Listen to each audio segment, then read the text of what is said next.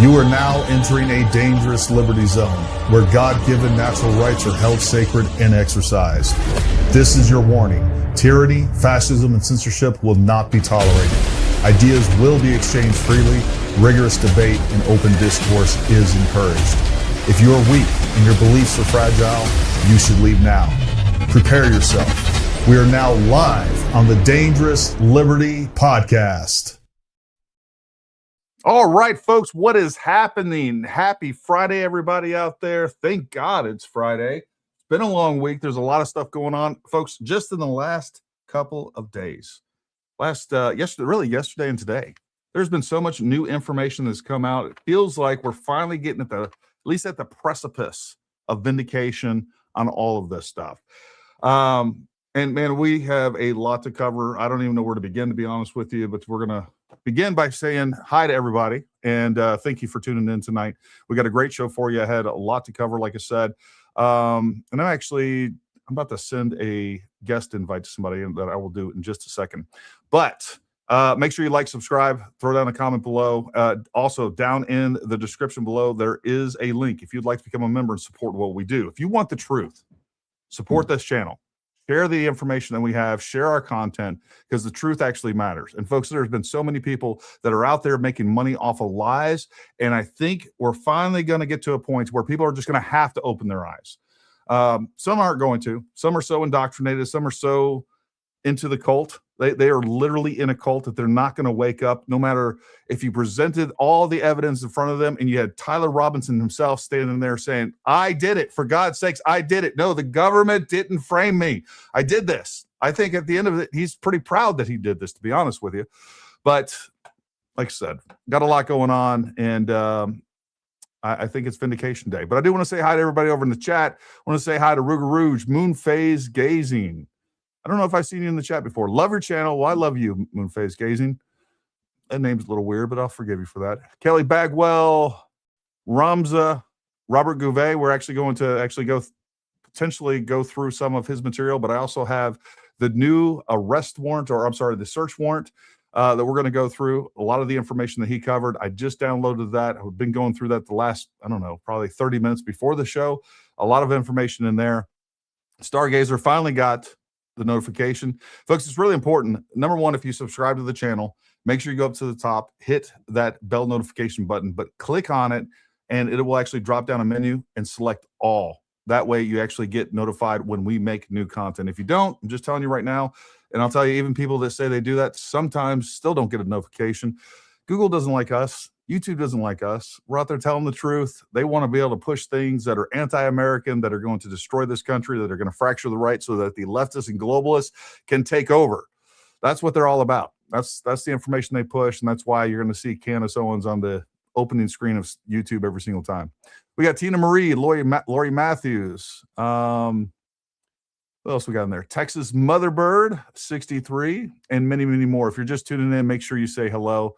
And again, we appreciate everything that you guys do. And Con, along with our other moderators, thank you for everything that you guys do that keeps the chat civilized over there.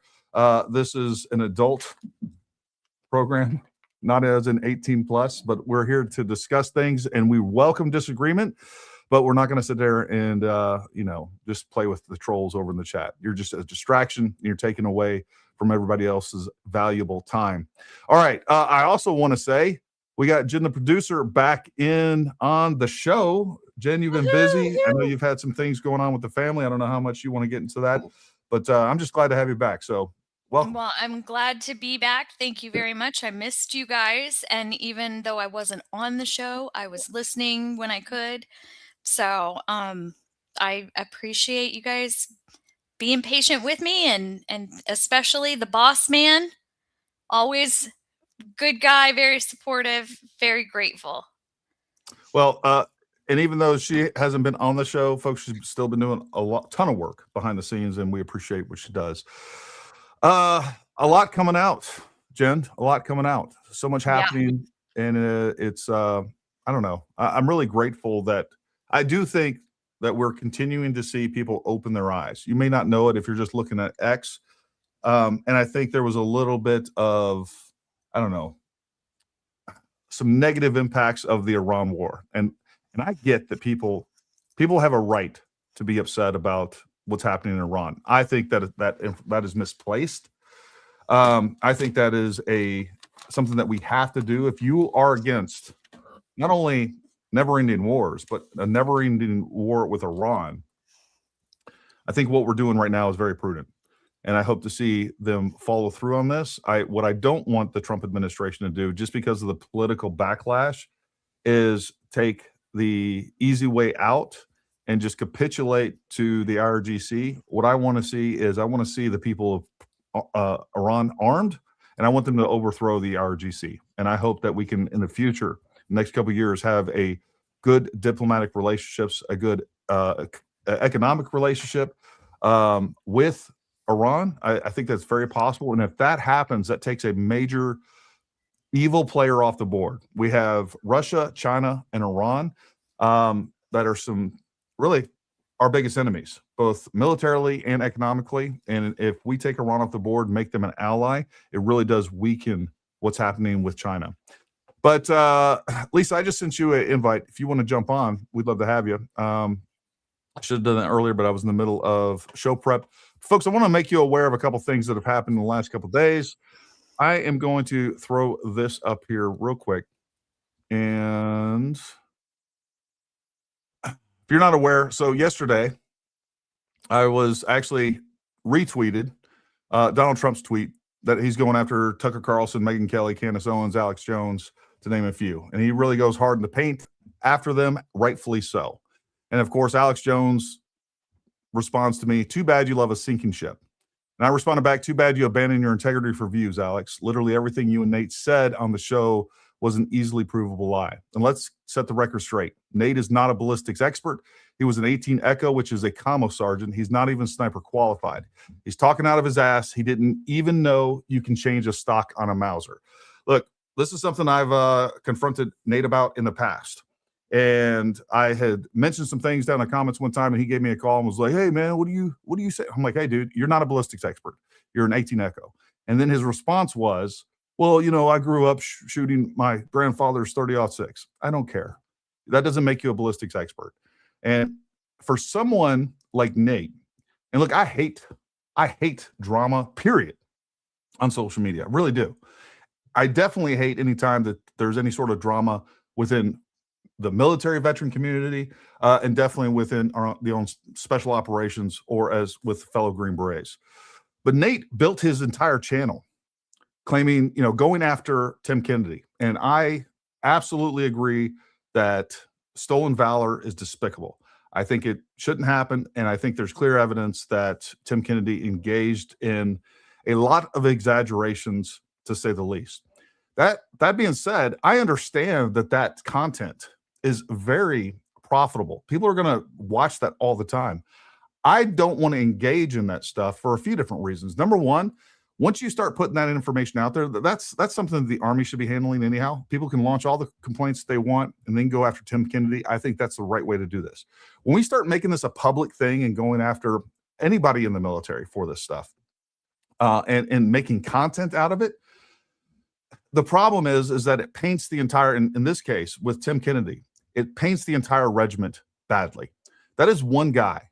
There are tens of thousands of Green Berets that have served with integrity, that have done a lot of great things. And quite frankly, Tim Kennedy has done a lot of great things as well. It's unfortunate that he decided to lie about different experiences, exaggerate his resume, a lot of things. But what I will say with that is, if somebody's doing that, it really kind of only affects them. It doesn't have national implications.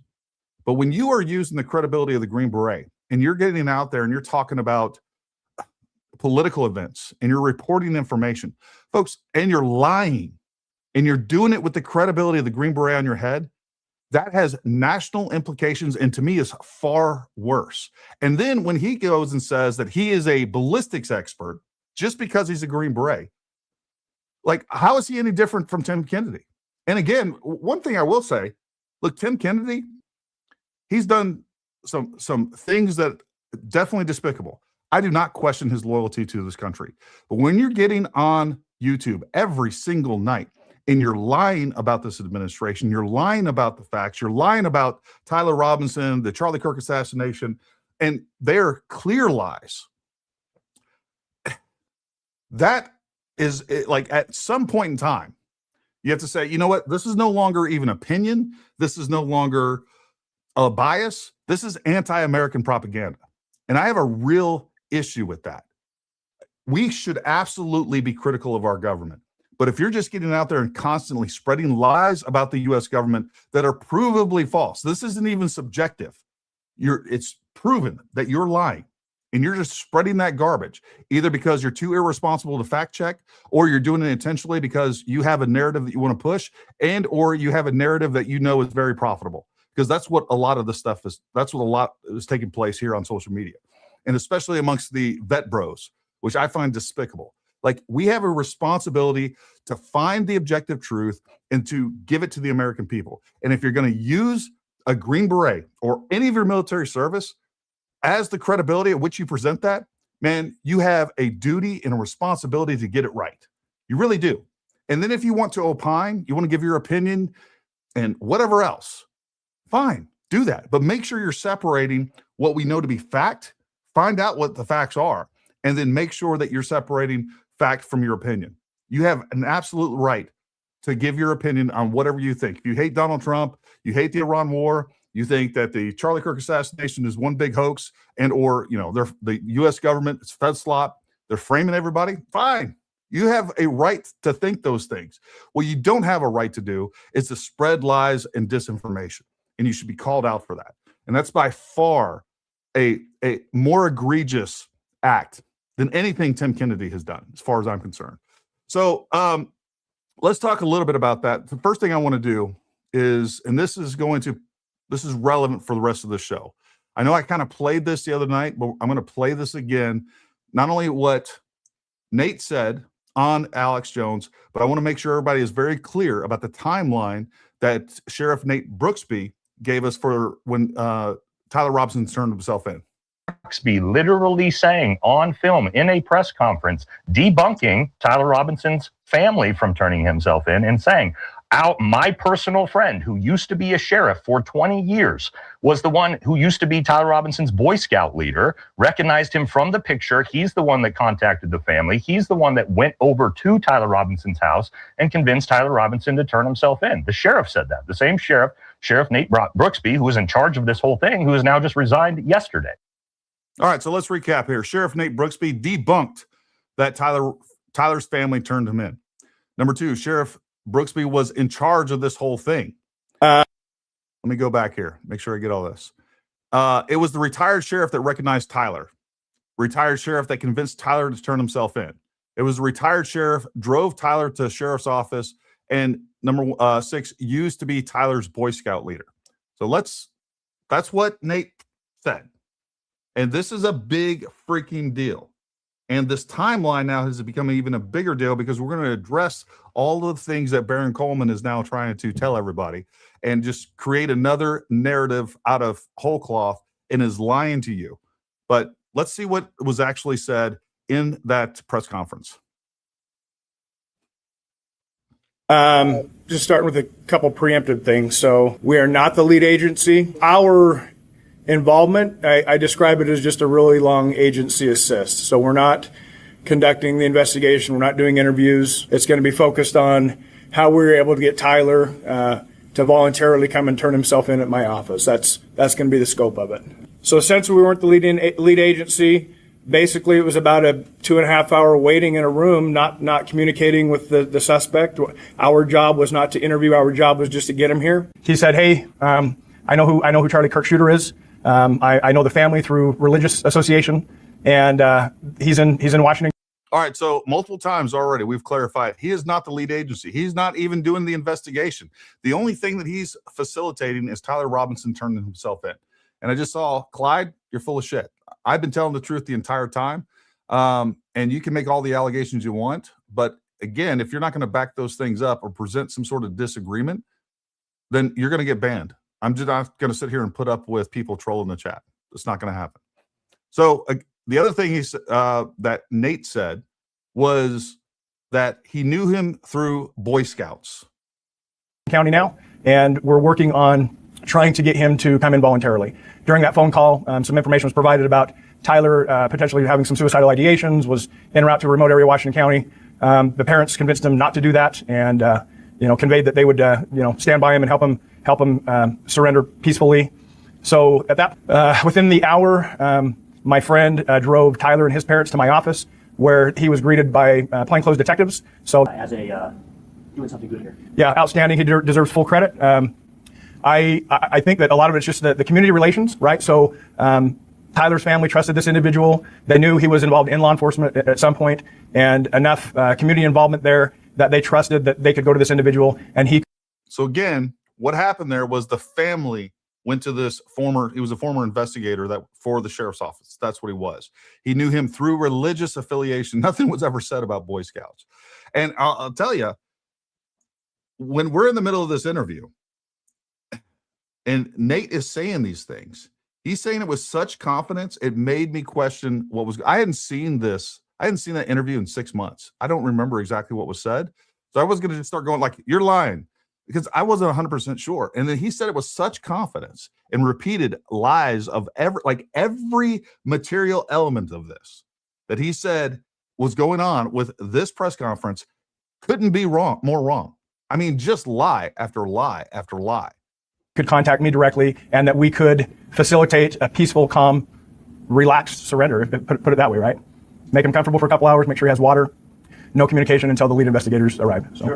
No, we're not the lead investigators, so we wouldn't be doing that. And just sat on him until the lead investigators came in. What time did he get here?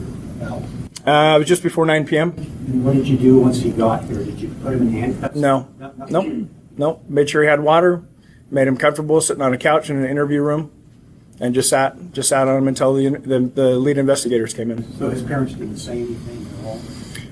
No, not again. That was not our place to ask questions. It was just, we have you here.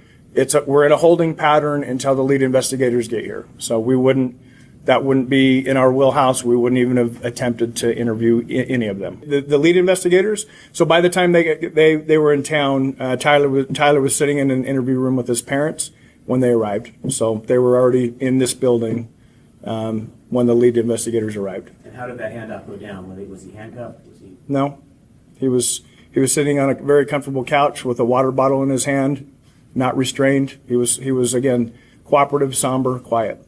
So the parents were in the room, in the interrogation room. Correct. That was part of the negotiation to get him here, is that the parents would be with him when he arrived. How would you characterize the interactions between the parents of Tyler and Tyler in the time that they were sitting here? They were together. That was it. I can't point to any emotion or body language or anything to that. They were just with him. So. Was he recorded in that room? All of our interactions in that room are recorded. All right. So a couple key points take away besides the fact that Nate got everything possibly he could get wrong. He got wrong. Number one, it was around 9 p.m. when Tyler Robinson actually arrived. The other part that we need to pay attention there is that entire interaction was recorded. I'm sure that we will see some elements of that in the trial if we go to trial, and I hope that they will. And there's no indication that we won't at this point. But I want to bring up this right here. Let me share this tab, and I'll remove this for just a second here.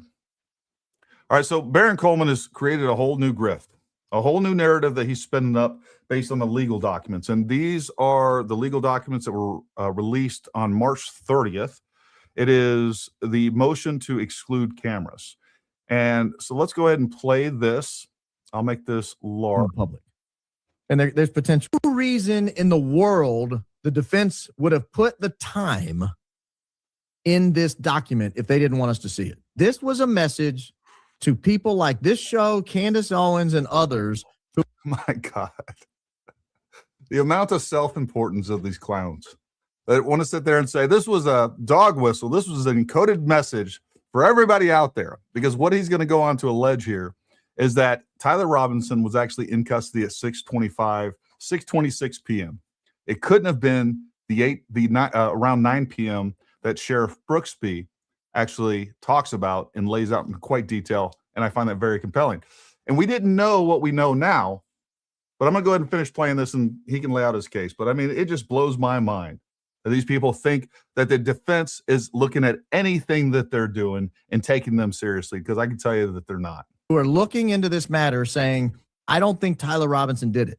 That timestamp right there is a loud clarion signal to us, to you, the audience.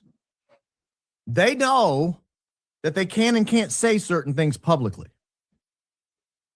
The defense can't come out and say, you realize he was Mirandized at 6:25 p.m. on the 11th. You know what that does to the timeline, right? They can't say that. One, it would be unbecoming of them. But two, it goes right to the heart of defense lawyers shouldn't be trying the case in the public. And there's potential ethical implications with that. But they can put anything they want that they feel like is relevant for the judge to help make a decision into the pleading. I don't know why the time matters for them. Whether he said this is totally plenty. All you need to know is, for the purpose we're trying to make, all he said was he wanted to talk to a lawyer first. We even have the bait stamp time, right? Because there's a transcript here and it has the time on the video. So on the video, it's the 3 minute and 36 second mark. If you're just trying to identify where it is, that's plenty. You don't need anything else. But they didn't choose to just include the text. They didn't choose to just tell the judge, if he wanted to double check the words, where to go look. They chose to put the time of day. Ladies and gentlemen, let me tell you, the defense is watching. And I'm glad they are. This was a key inclusion in this document. This inclusion in this document was a signal to shows like this. They're lying about Tyler Robinson. And I want to tell the defense, we hear you. And I want to tell the prosecution, you should be ashamed of yourselves. I want to tell the FBI and the governor, you should be ashamed of yourselves. All right, let's go back here, right about here. Let me see. To people like this show, Candace Owens, and time in this document, if they didn't want us to see it. This was a message to people like this show, Candace Owens, and others who are looking into this matter saying, I don't think Tyler Robinson did it. That timestamp right there is a loud clarion signal to us, to you, the audience. They know that they can and can't say certain things publicly. The defense can't come out and say, you realize he was Mirandized at 6:25 p.m. on the 11th. You know what that does. All right. So he just claimed that he was Mirandized at 6:25 on the 11th. And part of their claims here that we have here, I want you to, what he goes on to talk about is this Discord chat right here. I want you to see what time it says. It says 8:57 p.m. Hey guys, I have bad news for all of you. It was me at the UVU yesterday. I'm sorry for all of this. I'm surrendering through the sheriff friend in a few moments. Thanks for all the good times and laughs. You've all been so amazing. Thank you all for everything. So that's at 8:57. Now, I don't know if I go along with the narrative, right? To me, we know that the sheriff friend is getting ready to take his entire family, because his family did turn him in. And he knows he's getting ready to walk into the sheriff's office and turn himself in. And right before he goes in, he's saying his final goodbyes at 8:57. Now, what the tale that Baron is spinning and wants you to believe is that he was actually at the office at 6:25 p.m. So all of this can't be true. So this admission right here needs to be thrown out. It's fake. It's FBI slop. It's Fed slop. They just made this stuff up. But let's figure out, and Baron's a lawyer, and I'm getting ready to show you some things that, number one, either he is intentionally lying and grifting, or it's a good thing he's no longer a lawyer, because he's missing some really, really important information here. So let's take a look at this document right here. This is in the Utah County the affidavit of probable cause. On 9/12/2025, 04, the defendant was arrested. So he sat in that office They did no investigation. They sat in the office. I'm sure they didn't take his phone. And by the way, I actually talked to a defense lawyer and got their opinion on this. It's like, hey, this person wasn't under arrest. He was surrendering himself. He was not actually arrested until 04 in the morning. That's when he was most likely Mirandized. That's when he was put in handcuffs and ultimately taken over to the Utah County Prison. So that is what we need to understand.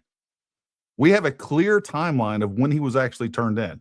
That's right around 9 p.m. He was not under arrest at the time. Him and his family sat in the office. I guarantee you they didn't take his cell phones and just let them sit there. And by the way, they would want him to sit there. Like, go ahead and incriminate yourself more. Text and do everything that you want to do. And we're just going to wait for investigators to get here. The investigators get there at, sounds like 3 or 4 hours after that. So almost midnight. They probably messed around, talked a little bit. I don't know what they did. But he wasn't actually under arrest till 04 in the morning. So the day that he was arrested was September 12th, not September 11th.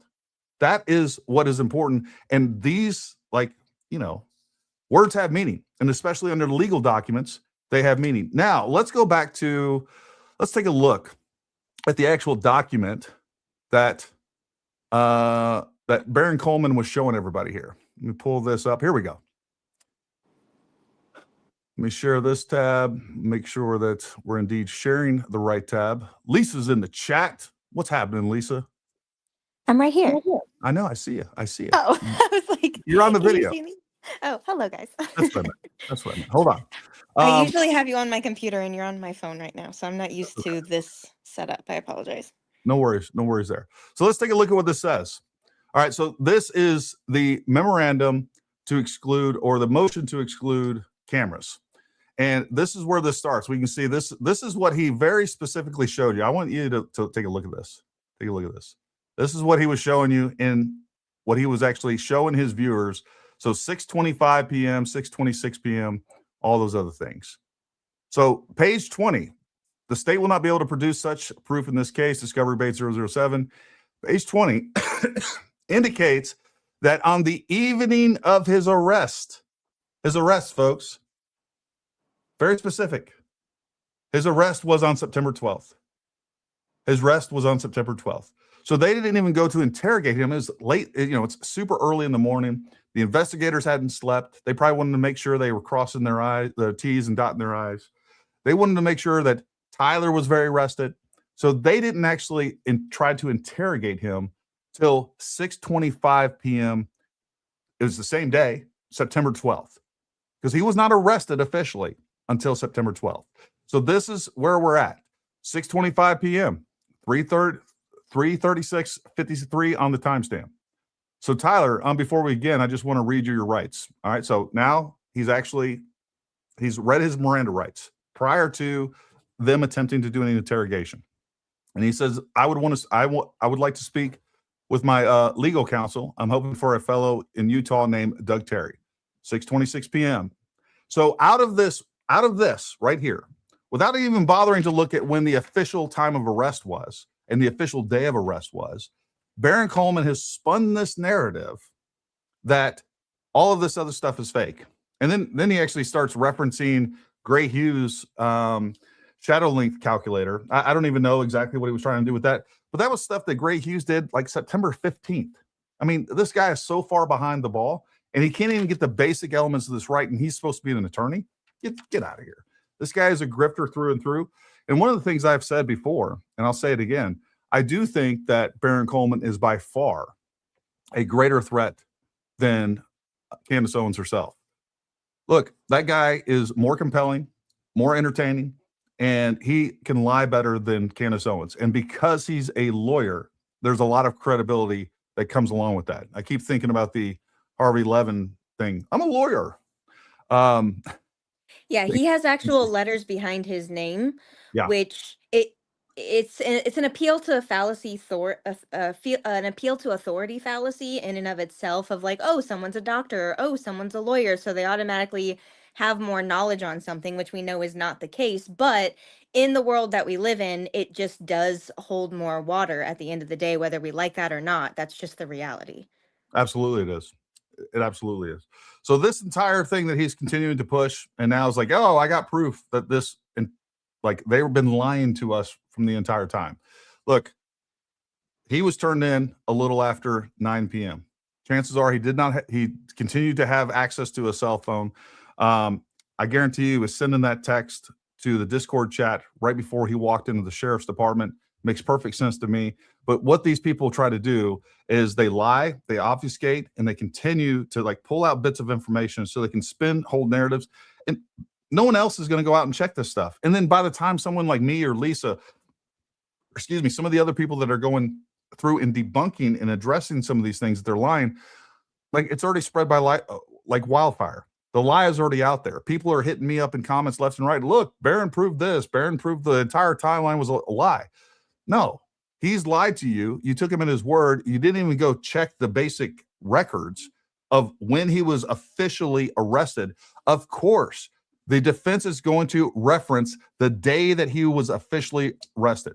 They're not going to reference when he walked into the sheriff's department and sat around and with his family inside a waiting room, drinking water and chatting it up. That's not what they did. And all of these people collectively, whether it's Valhalla, whether it's Ian Carroll, whether it's Candace Owens, Baron Coleman, Jesse on Fire. Jesse on Fire wants you to believe that Charlie Kirk's not even dead. That's what he's pushing right now. And I think he's doing that. I think that's very strategic, and that he's pushing that so he can attempt to avoid any sort of lawsuits that keeps him from accusing other people of, misconduct, essentially. Lisa, what's your thought? It aligns with the first clip that you showed, right? So the clip that you showed with the sheriff, where he's literally saying he was brought in a little bit before 9 o'clock, and they're like, oh, was he arrested at that time? Was he cuffed? And he says, oh, no. We sat him down on a couch. He was put in an interview room. We made sure he had water. We made sure he was comfortable. At that point, they don't want him to think that there's a threat, right? They want to keep it open so that he will do this. They want him to talk. That's what they do. They make you comfortable. And so, yeah, he absolutely could have sent that Discord message while he was literally sitting on the couch in that room before they ever even approached him. They just want him to be comfortable, right? So that lines up perfectly with what the sheriff said. Well, in that additional time period between, 9 p.m. and 04 a.m., by the way, folks, they're now going to his house and things like that. People come in and admit to crimes all the time. They don't necessarily arrest them. They need probable cause. So what is happening in that, 6-7 hour time span is they're going out and collecting evidence and making sure that they have probable cause to effect an arrest. That's what they're going to do. And just like the sheriff said, they started sending out people to secure different locations like his apartment and places that they're going to go collect evidence. And by the way, we also have the search warrant that, again, just dropped just a few minutes prior to, or I downloaded it just a few minutes prior to the show. There's some elements of that I want to go through for sure. But that's what's going on with this, folks. These people are making a ton of money. And even going back to Alex Jones and Nate with everything that we were talking about before, I did mean to show you this right here, because one of the things, just talking about Nate, this guy is not, just because you're a Green Beret, just because you're in the military, does not make you a ballistics expert. I am a ballistics expert, and I'll tell you why. And it's not even because of mostly what I've done in the military. Number one, I was a sniper team leader before I became a Green Beret. So I was doing that long time before I even went SF. And then while I was in SF, guess what my MOS was? I was an 18 Bravo, which is a weapons sergeant. We get training on every single NATO weapon out there. That's our job, is weapons. We are a weapons expert by definition, by our MOS. And when I got out of the military, I started this company, Paramount Tactical Solutions. We teach long range for a living. That's what I do. Right over there, I have our own line of custom long range rifles. Companies send me all kinds of weapons and ammunition to test personally. I do write-ups on them, technical write-ups on them. This is what I've been doing since I've got out of the military, which I got out in 2012.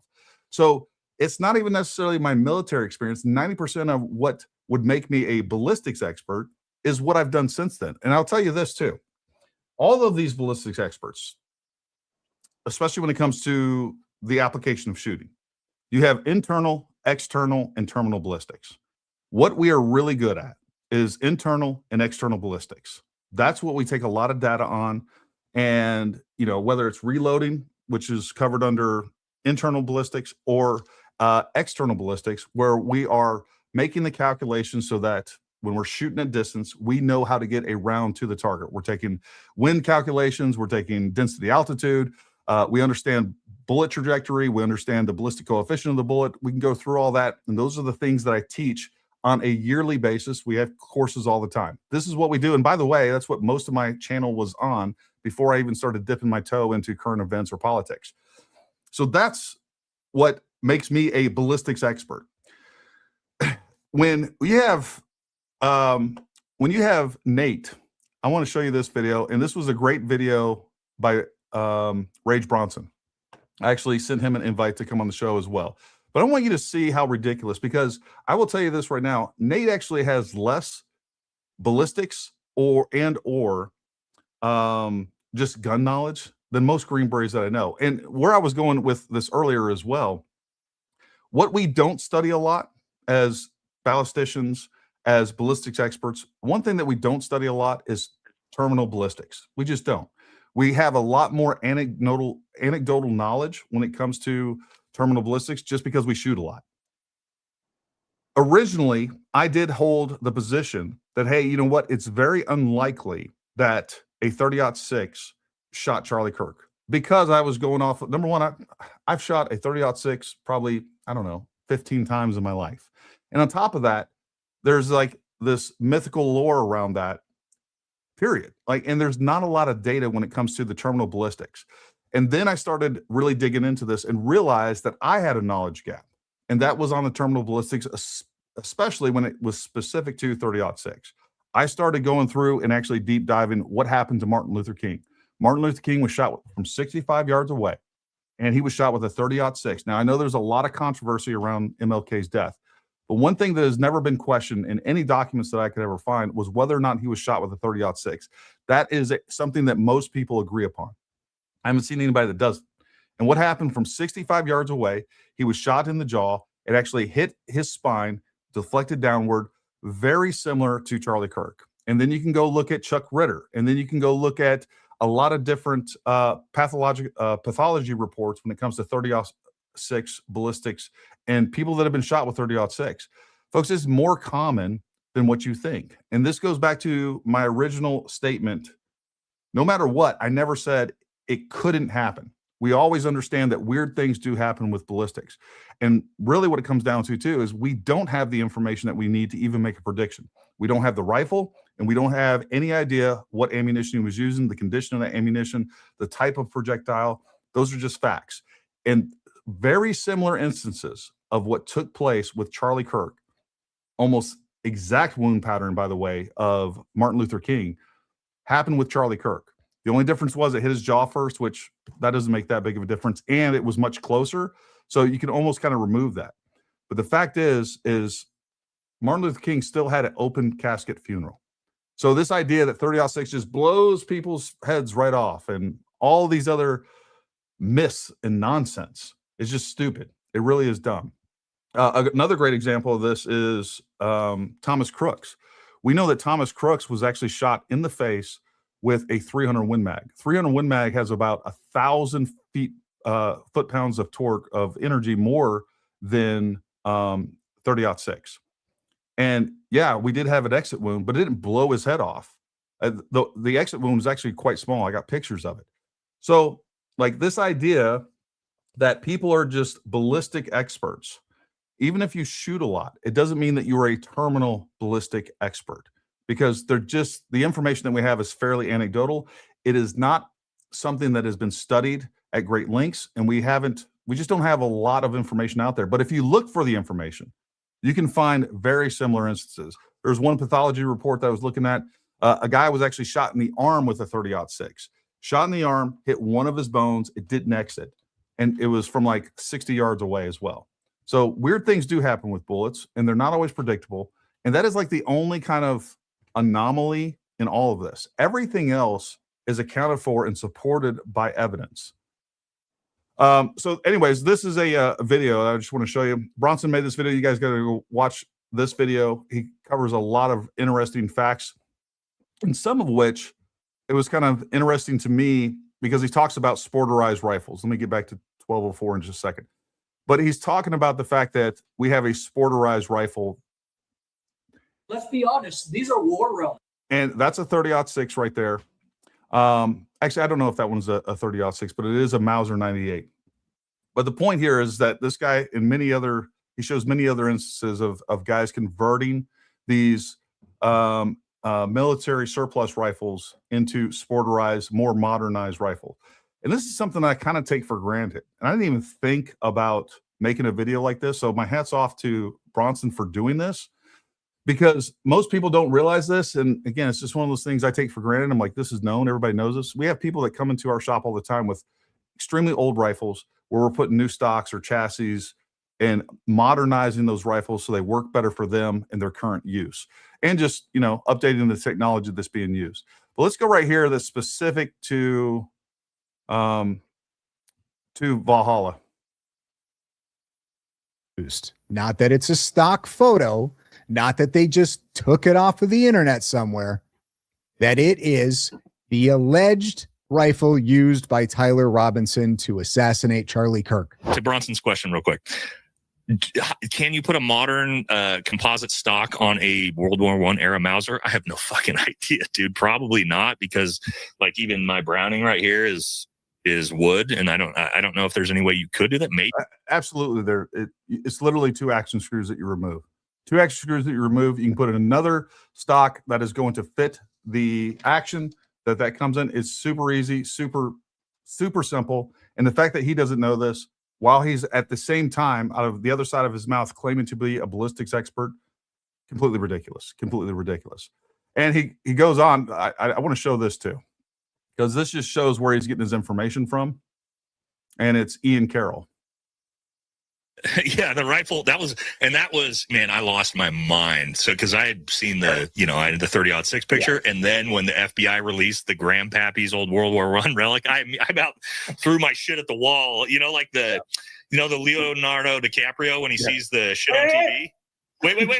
That's like how I was, like, you fuckers, there's no way. But yeah, then I heard that as well. It's like, that's not actually the photo. So, but no, Bronson, I have no idea, but I'm assuming, to Ian's point, we're not assuming that isn't actually the rifle that was used. So there he goes. He confirms that is not the rifle that was used, that was actually posted in the New York Post multiple times as the rifle. That is the rifle. I've also confirmed that picture through other means, people that I know. So that is the rifle. And there again, we have people like Ian Carroll and many others just putting out misinformation, disinformation to trick you. And because it's very profitable to do so. These folks they don't worry about their integrity at all. They push a narrative because they know that people will watch, because the sensational, the salacious is much more fun, much more, the people can't get enough of it. And I could switch on the dime tomorrow and start pushing all this stuff, and we get tens of millions of views, lots of money, lots of subscribers, and and all it costs you is your integrity. And we're just not going to do that. Lisa, what's your thoughts on that? Of course, I wasn't showing that video the whole time. Great. I know. I tried to tell you, but I was muted and I had to unmute. But Right. yeah, I think Nate's credibility is kind of in the toilet. That's just my. I watched that entire debate that you did with him on Alex Jones, and I wanted to pull my hair out. So.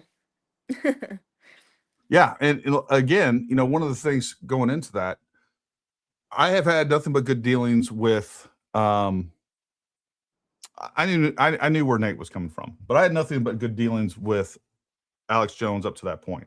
I've talked to him on the phone. I've talked to him via text. Been on the show 3 other times before that, and there's some elements that we disagreed on. But I thought we were going to have a good faith discussion. And as I'm sitting there waiting for this, to be brought onto the screen, it's literally, well, it's proven. It's proven. This whole thing is a scam. They've proven that the 30-06 is not the rifle that actually shot Charlie Kirk. And I'm like, what's going on? And then on top of that, I thought we were going to be able to have a back and forth discussion and have time to look. It doesn't what I'm not going to engage in is like the Pierce Morgan nonsense, right? Where you just start shouting over somebody, like nothing gets said, nothing gets done. And I thought we had a whole hour to discuss this, and I could like throw some jabs in there, and then kind of like, okay, continue saying what you're saying, and then discuss this thing like civilized human beings. But like they just kept freaking this, and I'm like, what is going on here? And then on top of that, it's like, all right, now we're going to talk about Iran, which I didn't even know we were going to be talking about Iran. So it was frustrating for me. It was not a good faith discussion. And, you know, it's just something I'm going to be more prepared for in the future. But I wouldn't go back on Alex Jones' show if he asked me. I really wouldn't. No, I mean, he very clearly played favoritism to Valhalla over you multiple times. He cut you off multiple times when he literally was like, he literally said Gary rebuttal, and then like you would say 2 words and he would cut you off, and I'm like, wait a minute, where's the rebuttal? So he very much was playing favoritism there. That was very obvious. He wanted you to speak as little as possible. But yeah, I mean, Alex Jones has done a complete 180. He in the beginning was showing some of my videos. He showed my videos on his show because he was disgusted supposedly about what they were doing to Erica Kirk, right? And the way that they were coming after her and the vicious attacks against her that were just completely baseless, right? And so he even showed a lot of my content on his show, like defending her, and that just like how, and kept saying how disgusting it was what they were doing to her and picking her apart and all this stuff. And then literally I would say probably just within the last couple of weeks, it's like he's done a complete 180 on this entire thing. And I'm like, why is it that there's only one side of the equation here that just flip-flops on their opinions? Meanwhile, all of us have stayed consistent from the beginning that this is wrong, this is disgusting, Tyler Robinson is our guy. We have consistently stayed on that and have not wavered from that. And yet these people, they can be flip-flopping fish every 5 seconds, but yet they're the credible ones. And I'm like, what is going on right now? Who got to Alex Jones and like what happened? Because literally just like probably 3 weeks ago, he was completely on the other side of this, and now he has done a complete 180. Well, I know exactly what happened, and I can tell you what happened. It was that when he decided to go after Candace Owens over the Fort Huachuca thing, which I was on his show multiple times discussing that, he took it so hard in views because, again, there's a lot of overlap with Alex Jones and Candace's audience. And they were coming after him so hard, as well as Candace Owens was going after him. Like, he basically just acquiesced. Jen, do you have that video that we're going to play? If you can, pull that back up, and let's go ahead and play that video. Because that's what happened. He had to throw his hands up in the air. He put up the white flag and was like, okay, I'm just going to have to. He had to pivot. He had to pivot because he was taking in the shorts with views, and all of his viewers and subscribers were coming after him because they're siding with Candace Owens because he lived in the world of conspiracy theories. That's what he did. And he was actually trying to be honest for a change. And well, I won't even say for a change. Look, there's conspiracies, and I've admired a lot of Alex's work, and there's a lot of things that he's been right on. Sandy Hook, not one of them. And what I can tell you, I felt the same way that you do. It's like over the last year or so that I've actually started paying attention to Alex Jones, because he was always in the periphery, just someone that you'd see show up in like a shorts saying something crazy, or on a Joe Rogan podcast is probably where I've spent the most time watching him. But, you know, there's a lot of things that he's done right. And I will say he's been a solid conservative up till just a couple of weeks ago, for sure. So let me play this video where he was on the Jimmy Dore show. Go ahead and put that up there. There we go. Go ahead and play that. Killed Charlie Kirk. If you don't, do you think it was Tyler Robinson in the FBI story, or what do you think is going on? Yeah, I noticed that's when you guys started kind of going, against me some, just because the way it all boiled down. Well, Alex, here's the thing. This story seems like it's right up your alley, because no matter where you put your attention into the Charlie Kirk assassination or TPUSA or Erica Kirk, there's a million things that don't make sense and stand out as red flags. So it seems like it would be right up your alley. And so you've seen the speculation. People think that somehow you've been compromised because you're not your old you. So what we want to go, what happened to the old Alex? We want the old Alex back. And so what do you say to those people when they say that? Well, all right. So this is the point. And these are conversations that I had with Alex privately. All right. Alex believes the same thing that I do, that Tyler Robinson is 100% guilty. He, just like I do, he thinks there's possibly other people involved. And somebody that is so dialed in on conspiracy theories, because there's real conspiracies that take place all the time. We've seen them in the past. Of course, you know, you're just going to reference back to the Biden era, and now we have the Trump era, and be like, oh, well, you know, it's the same. It's not the same. But the point here is he had enough discernment to say, you know what, there's really not a conspiracy here. There's not a conspiracy trying to frame Tyler Robinson. This guy is guilty. The left wanted Charlie dead. They celebrated when he died. And that's where Alex stood on all this. And now, like, he's doing a pivot, a couple different pivots. Number one, kind of sort of pivoting away from this. But on top of that, what he's doing now is going after Trump. And that is a bad move, because these people realize being opposition is always more lucrative than, you know, pushing the narrative or being supportive of an Iran war. I mean, Alex Jones has now been relegated to and is now trying to say that Donald Trump should be removed from office via the 25th Amendment. That's what he's pushing right now. This is how hard in the paint that he's going after Donald Trump, after for the last year and a half, really the last 6 years, saying that Donald Trump is the only way that we can save America. And now that we have Donald Trump, and Donald Trump has done so much for this country, we've shut the border down, we have net negative migration, interest rates are much lower, inflation is much lower. There's a ton of things that you can point to that Donald Trump has done extremely successfully. And if you want to have a disagreement on the Iran war, that's fine. That's fine. But to sit there and say now he's being led by the nose by Israel, which is, you know, one of the things that he's saying, and now going back and saying, hey, you know what? This entire thing with Tyler Robinson is just a frame job, that the government wanted Charlie Kirk dead. Like, where's the evidence for that? There isn't none. And that's what he's doing. He's trying to dig himself out of a subscriber hole. That's what he's doing. And he's trying to get back in the good graces of jackasses like Jimmy Dore, Candace Owens, and all the rest of them. He's given up because he feels defeated by these people. And he should have had a little integrity and a little bit of backbone and kept going, because that was the right thing to do. Go ahead and play that, Jim. Ask me questions, and I've done big gestalts from different angles, you know, of the different pieces, and you can look at each piece, take out of context, say something that I didn't say. I don't believe that 30-06 goes into your neck and bounces back out. Okay? I don't believe the official story. You got the famous disruptor operative down there saying, I shot him, so that, quote, the guy could get away. You have all the weirdness swirling around. You have Kash Patel that I broke in an argument with Tulsi Gabbard, like 6 days after he's dead, saying we're not looking at foreign involvement or accomplices. And then you've got on its face all the trans people saying he'll be dead tomorrow, watch. They won't even question them. So obviously there's a cover-up. TPUSA killed him, I agree. And they hired me to do it. So just, you win.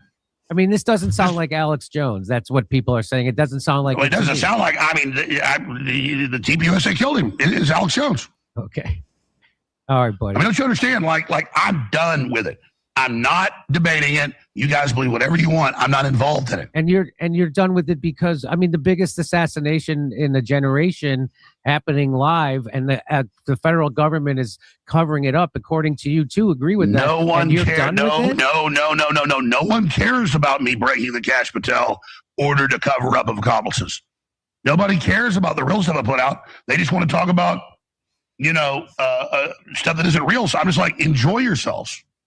It's like the only way to not be insane is not engage in it. Well, yeah, so you don't have to talk about that stuff. Why wouldn't you talk about the other stuff? Why wouldn't you have? I'm sure you have your own suspicions about the case. Anyway, I really don't want to get into a back and forth. You don't want to talk about it. No. Here's the back and forth. I see every day without even looking. Alex Jones won't talk about the USS Liberty. Alex Jones won't talk about the private Federal Reserve. What are they talking about? I made films, talk about it all the time. Yeah, so it's this weird thing. I know you talk about that stuff. I mean, the information you gave on 9/11 was unbelievable. I mean, that's the whole thing. You've been on a lot of stuff, and so that's why the people have questions. Anyway, I've said this about a lot of people. You can cover what you want to cover. You can't cover everything. But it's just, people would wish that you would follow through in a big way on your suspicions and help everybody crack the case on who actually killed Charlie. That's all. That's all. Well, I mean, cracking the case isn't, giving hundreds of thousands of dollars in a GoFundMe to a known supercon. Okay. I mean, okay. I mean, I wouldn't make that the focus, but. Well, they did, though. They said, hang your hat on Egyptian planes. Hang your hat on Mitch Snow. I went and spent a lot of time and said, this is bullshit. And then I'm involved. No, I'm not. And it's mental illness. So I'm like, listen, you guys knock yourselves out with your investigations. And you do it all day long. I've already said I think there was accomplices. I don't believe the official story. And I think Kash Patel's covering up. All right. So just like I said, he got raked over the coals by the candy cult and couldn't handle the heat. That's what really took place. That's what was happening there. And he bailed out. He didn't want to hold his ground when it came to the Mitch Snow, Fort Huachuca thing. I know that for a fact. And the same thing happened with Nate, by the way. I had private conversations with him.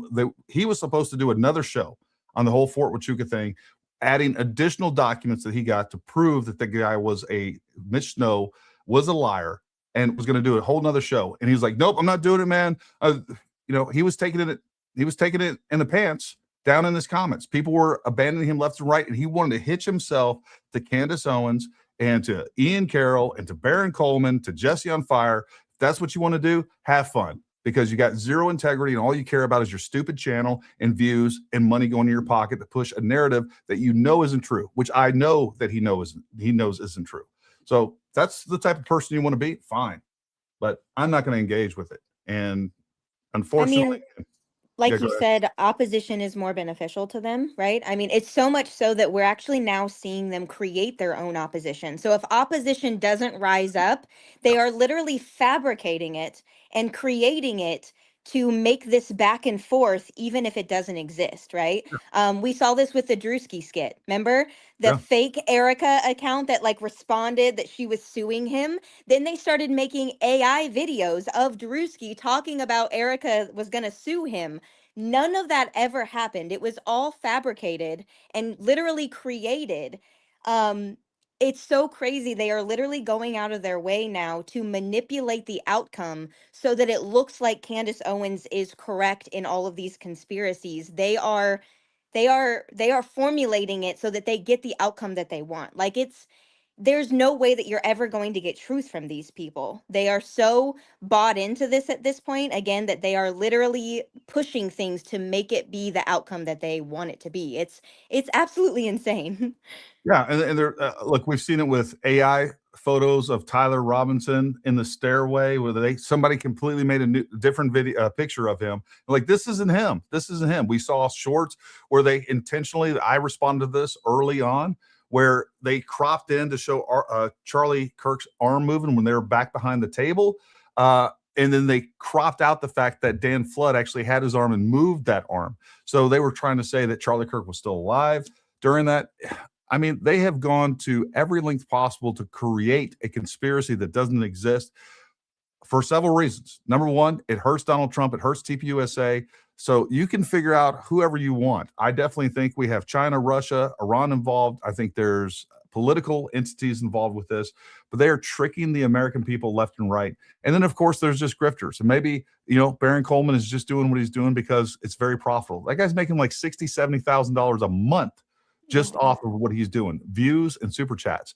And he's tricking a lot of people, and people will sit there and defend these. And the other part of this, and you and I have kind of had this discussion a little bit, is all of their people are so much more motivated to support them, to defend them, to go around, share their content left and right than even our people. Like the people on our side, it's like, you got to twist their arm if you want them to share your content. And I know it's most of you not in the chat. That's not who we're talking about. But generally speaking, like, our people are not as motivated to defend the truth as these people are motivated to defend lies and pure nonsense.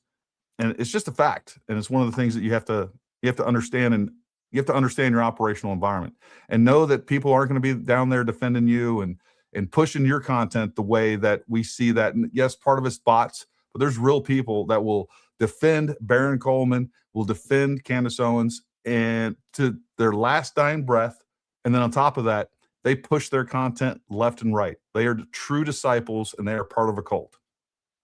It's because it's an addiction. And this is what I have talked about. I've made a couple videos and a couple posts about this.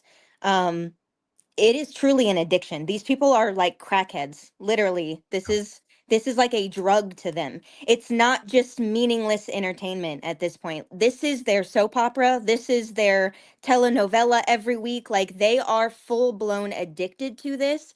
And so this is also why they won't ever let the truth prevail, right? These are the people that are, oh, just let the truth lead us where it leads us. No, they will never let that happen, because if the truth actually comes out, guess what goes away? Their addiction goes away. Their form of entertainment, their soap opera every week goes away, and they can't have that. And so it comes down to the fact that, again, these people are so, their judgment is so clouded, and they are so untrustworthy, because it's not about truth at this point. It's about keeping the narrative running and keeping their addiction going. And it's so beyond obvious at this point. Well, and it's also why you see this too, where you have different creators pushing a narrative, whether it's the exploding mic, whether it's the Bushman theory, whether it's somebody shooting from the SUV. They will jump from one to the next to the next to the next. They were like, okay, come to find out that isn't true. You know, they they have to wait till it's like proven beyond, even though there was never any evidence. Like, it's just becomes so ridiculous. They have to abandon that one theory, and now they latch themselves to the next theory. And again, no evidence, and so much evidence against it. But just like you said, they have an addiction. So they got to keep looking for that next fix, and they'll never realize, like, you know what? I was wrong about that. I'm wrong about this. I'm wrong about this. They'll never come to that realization, or very few will. I do want to throw up this comment, and I don't know exactly who you're talking about, Jenga. Don't hate him. Pray for him. He is captive spiritually, just like Candace, Tucker, Megan, etc.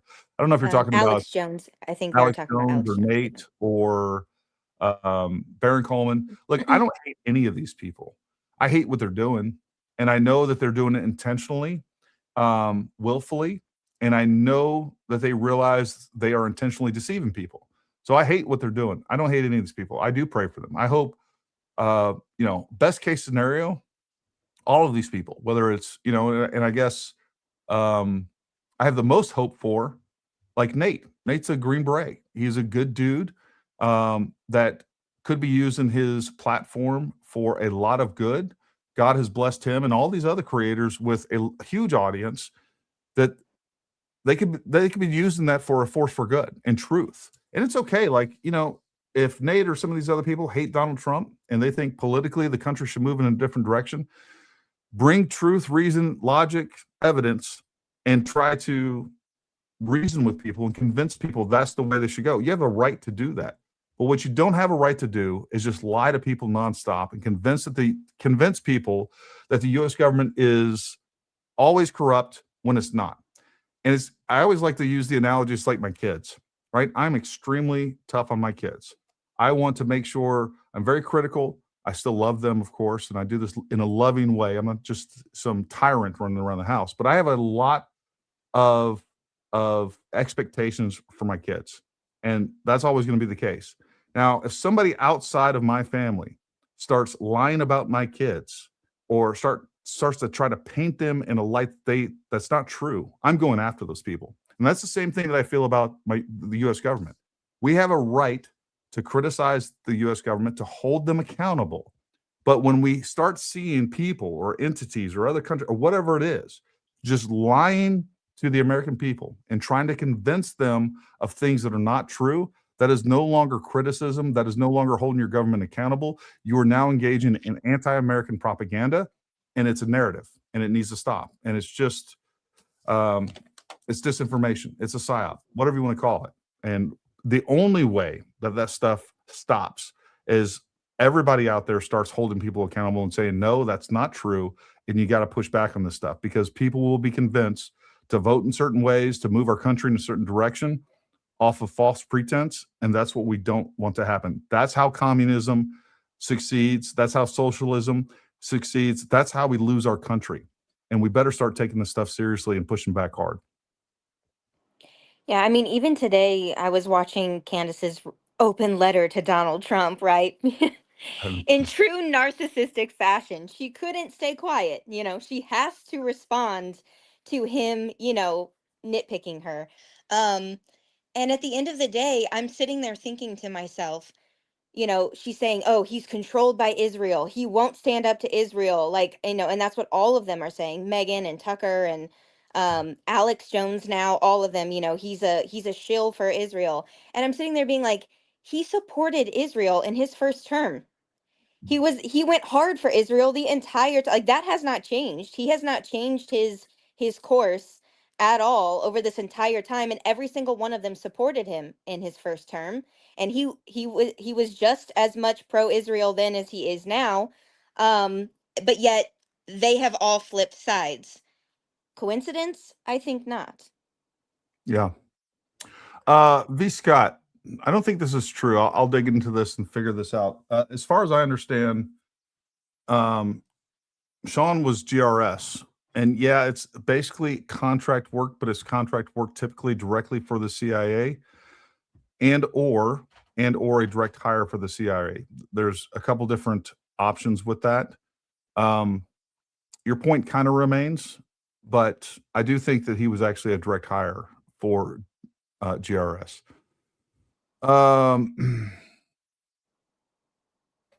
Yeah, I'm just hitting some of these other comments. Again, folks, we will definitely prioritize super chats. I'm going through some of the comments that we already have highlighted over here.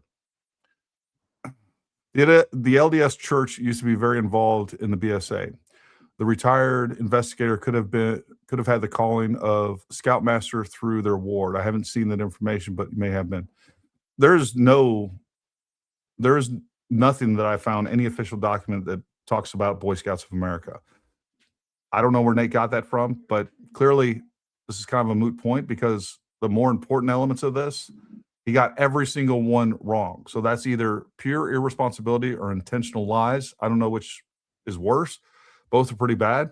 The other thing, the person that pushed that narrative is Candace Owens. She's the one that pushed that, even though prior to that, she confirmed that it was the mother that identified Tyler Robinson through the surveillance footage and then showed the footage to her husband, who also identified him. There's also been several other narratives, including that the gun photo that was released by the New York Post was a stock photo. That was originally pushed, and Rage Bronson covers that in that video in very great detail. He talks about the fact that the first person that was saying that was John Cullen and Ian Carroll. They're the ones that pushed that narrative. And then multiple times, some of these people that clearly Nate trusts, whether it's Jesse on Fire, Ian Carroll, these are all people that he likes to be friends with, Candace Owens included. Whatever they say, he will accept that narrative as proven, like a lot of people do, unfortunately, and provides no pushback because that puts him on the outside of the circle, unfortunately. Let's see what else we got here. My dad's friend had a hunting accident with a 30-06 while crossing the fence. He took a round to his jaw, no exit wound at 3 to 5 feet. Wow. Well, there you go. Look, there's plenty of information out there. You got to look for it. 30-06 is not the cannon that everyone pretends it is. Is it a powerful cartridge? Absolutely it is. But, I mean, there's nothing outside the realm of possibilities that happened with Charlie Kirk that can't be explained with basic terminal ballistics. Just read charging docs. Where is 4 a.m. 9.5 again? I don't know what you're talking about, Matt. Where is the 4 a.m. stamp on 9/12? Oh, so that is on right here. So this is the affidavit of probable cause. It's not in the charging documents on the affidavit of probable cause.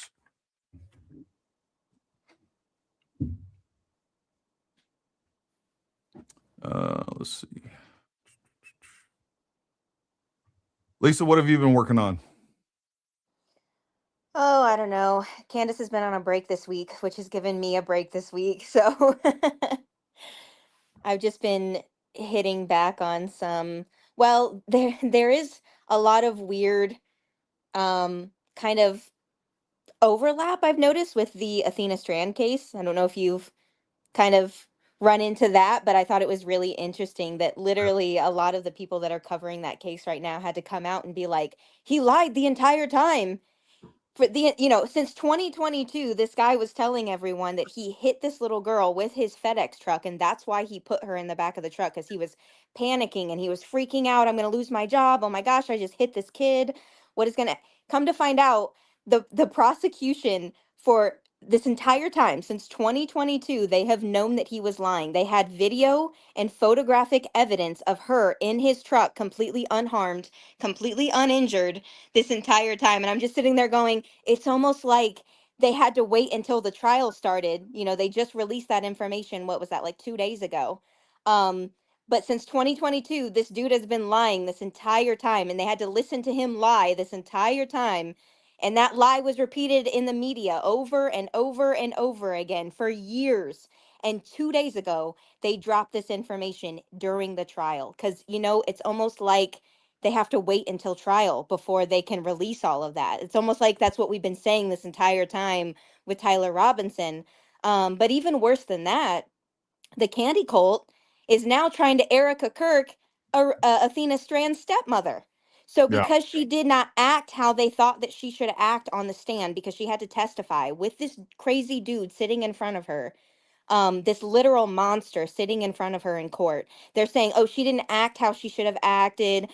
We think she should be doing the XYZ and she's not doing that. So she must be involved in killing Athena. And I'm just like, see, this is why Candace Owens is dangerous and is bad for our society, because we're seeing now where they can just pinpoint an individual and start accusing them of murder based off of nothing. And this is becoming normalized. This should not become normalized. This is actually very scary. And this type of behavior should scare the hell out of you. This is not okay. Yeah, it's something that we as a society used to always reject. I mean, up until basically current times. I mean, that's just something that we did. Like, hey, I remember as a kid, like people talking about even accusing people like around the neighborhood and things like that. And like adults saying, look, you don't accuse people of things unless you know for a fact. Like that was just generally an accepted principle that we live by. And now, not only is it not discouraged, it is encouraged and it's monetized, incentivized, and people are going crazy with it. And what it is going to take is it's going to take some lawsuits, unfortunately, before we get there. Bearbait said, if there are other people involved, why are you not helping to find them? If other people are involved, there is a conspiracy. Because this requires evidence, Bearbait, and that's what people don't seem to understand. Look, I have a hard time believing that Lance Twiggs didn't know what Tyler Robinson was going to do. That said, it's still plausible that he didn't, that Tyler Robinson wanted to hide this from everybody. And clearly there's no evidence that he had prior knowledge. Doesn't mean that he didn't, but you still got to prove things in court. And that's what people need to understand. There probably was matter of fact, I know there was, into the Salt Lake City Queer Gun Club or whatever. There was an investigation into those people. Now, they may have been involved. They may have gotten together and had social interactions with Tyler Robinson and Lance Twiggs, and there may have been things said that directed them at Charlie Kirk, that helped radicalize Tyler Robinson, but you still got to prove that stuff, right? You have to like if I just started hanging around some friends that, just because of their talk and me wanting to show off to them I did something horrible, like, how do you prove that they were actually involved? So that's what it takes. And maybe there is proof of these things. I don't know. But the fact is, the real problem here, we can deal with all of these peripheral issues. But if we can't even accept with all the evidence that we have that Tyler Robinson is the shooter and people want to live in a different reality altogether, like, what's the point? They may have additional information. The investigation is ongoing. They may be investigating other elements of this, but that doesn't change the fact that Tyler Robinson planned this murder, planned all of this, and actually executed the murder. I mean, that's what happened. So, I mean, we can get to all that other stuff for sure, but I mean, if you're not going to accept reality, I don't know what else to tell you. Like, it's pretty crazy to me. Well, and Gary and it Lisa, could go it ahead. could be the case too that, the prosecution could have worked something out with Lance and said, "Hey, you're looking at XYZ. If you don't, testify for us, they could have given him immunity or something to testify against Tyler Robinson, because at the end of the day, Tyler Robinson is the bigger fish here. And so they're going to use those smaller fish to go after the bigger fish. This is something that this is like a common tactic that they can use. Again, we won't really know this for sure until trial happens to know what deals they may have worked out with certain people to get their testimonies and things like that. But at the end of the day, if you have the ability to get Al Capone, and you've got Jimmy J over here down the street who's willing to testify against Al Capone, you're going to use Jimmy J to go after the big fish, which is Al Capone. You know what I'm saying? So we don't know what they've worked out with people behind the scenes. And we know that Tyler Robinson did something illegal. He destroyed a note that was underneath the computer. So I promise you that they are leveraging that and forcing him to testify at least with that. And there may be several other crimes that they could potentially charge him with, and they're giving him some sort of immunity or not charging him with, or giving him some sort of lesser charge to make sure that he testifies against Tyler Robinson. But the fact is Tyler Robinson's family, both the mother and father, are going to be testifying for the prosecution. Luna or Lance Twiggs is going to be testifying for the prosecution, and everything that we know about this case is going to be verified. I mean, that's just a fact. One of the Cindy Shepard says, Gary, Lisa, did you see the video of Alex on Tim Pool where he appears drunk, slurring his words? I did. It was embarrassing. He was belligerent. There's no doubt about that. I do want to share this with you, folks. So this is some of the additional evidence that has come out with the search warrant. And I'm going to go through some of the key components that I just happen to have time to go through of that search warrant with you to make you a little bit more informed about what evidence they actually have on Tyler Robinson. And it's new information that we didn't know before. But Jane Doe, if you're not following Jane Doe, you should. If you're on X, make sure you go follow her. Make sure you go follow Lisa and me. Wonderful. But below is a list of Tyler Robinson items seized according to search warrant returns as written in those documents unless otherwise noted. From Robinson's home in St. George, a Hurley hat, computer tower, gray Converse shoes with white laces, astronaut web camera, documents, HP VR headset, a whole bunch of other things here. 2 boxes, Remington 30-06 cartridges, plastic bag, 5 30-06 cartridges, 1 etched test shot, 15 cartridges, empty plastic Ruger gun box, S&W magazines, revolver and holster, passport, 22 Henry rifle, and so on and so forth. So this is the first indication that we have of even the brand, potential brand. Doesn't necessarily even mean these are the ones that he used in shooting Charlie Kirk, but we do have it stated that 2 boxes of Remington 30-06 ammunition was being used there. And I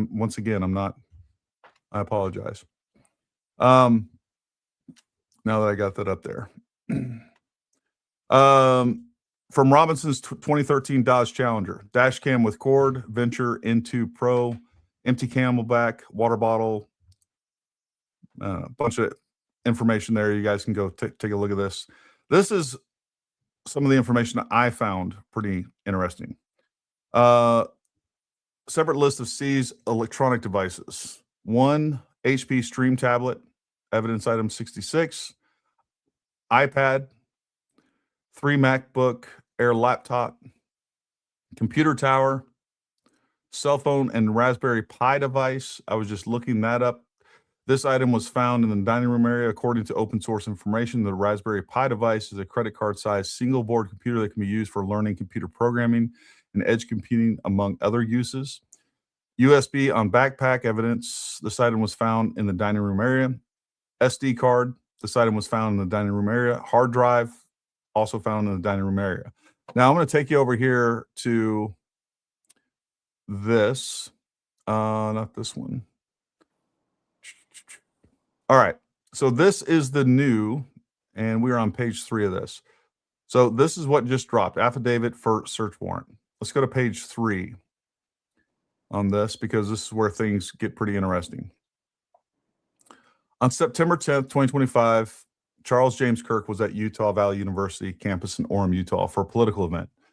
Mr. Kirk is a conservative political activist. We know what happened there. Investigators reviewed the Utah Valley University surveillance camera. While reviewing the surveillance cameras, investigators observed an individual on the rooftop of the Lossie Center building on the UVU campus at the time of the shooting.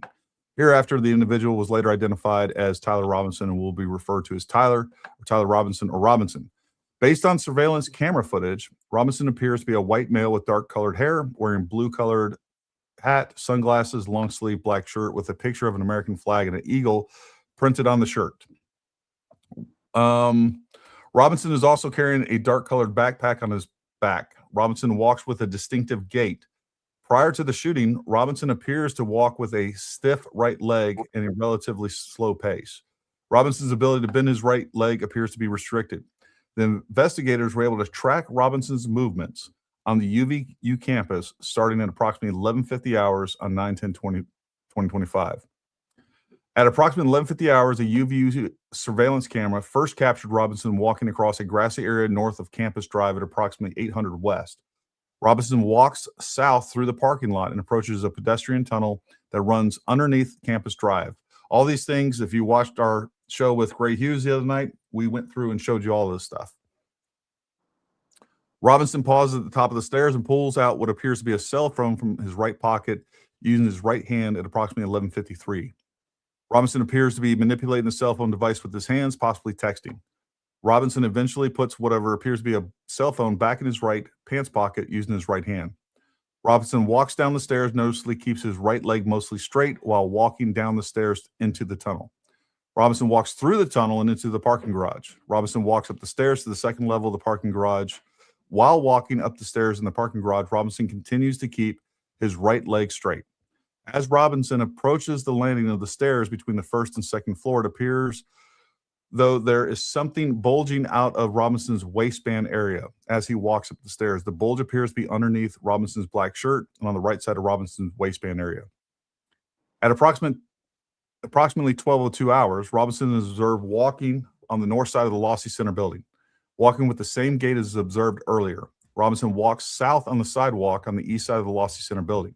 Robinson enters the Lossie Center building through the set of doors on the southeast corner of the Lossie Center building. At approximately 12:15 hours, Robinson is observed walking up the stairs that lead to the common area adjacent to the Lossie Center building. Robinson walks to a short concrete wall that separates the common area from the rooftop of the Lossie Center building. At approximately 12:17, Robinson climbs over the short wall and appears to crouch down on the north side of the wall on the rooftop.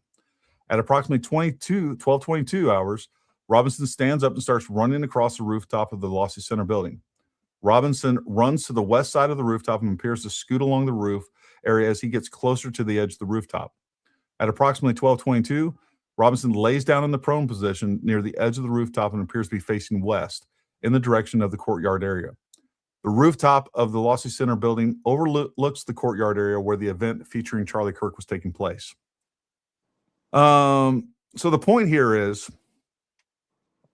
he was tracked throughout his entire, everything that he was doing at UVU was tracked. And we're going to see that on those cameras. Folks, there's cameras all over that. So this is all new information that we have. And I haven't looked further than this. Investigators documented the shoe impression on the northeast corner rooftop edge of the Lossie Center building. The shoe impression was located at the vicinity where Robinson climbed down the roof. The shoe impression is consistent with the shoe sole characteristics of a Converse Chuck Taylor shoe. Touch DNA transfers when skin cells from a touch or sweat are shed on an object during direct or indirect contact. And it can also transfer from one person to another. This type of DNA evidence comes from epithelial cells or skin cells that contain cellular DNA that can be recovered from a wide range of surfaces. Let me see. This evidence was collected in order to obtain potential DNA profile for Robinson. Evidence technicians also identified fingerprints and a smeared palm print in the vicinity of the northeast corner rooftop edge of the Lossie Center building where Robinson dropped off the rooftop to the ground. Let's see what else is going on here.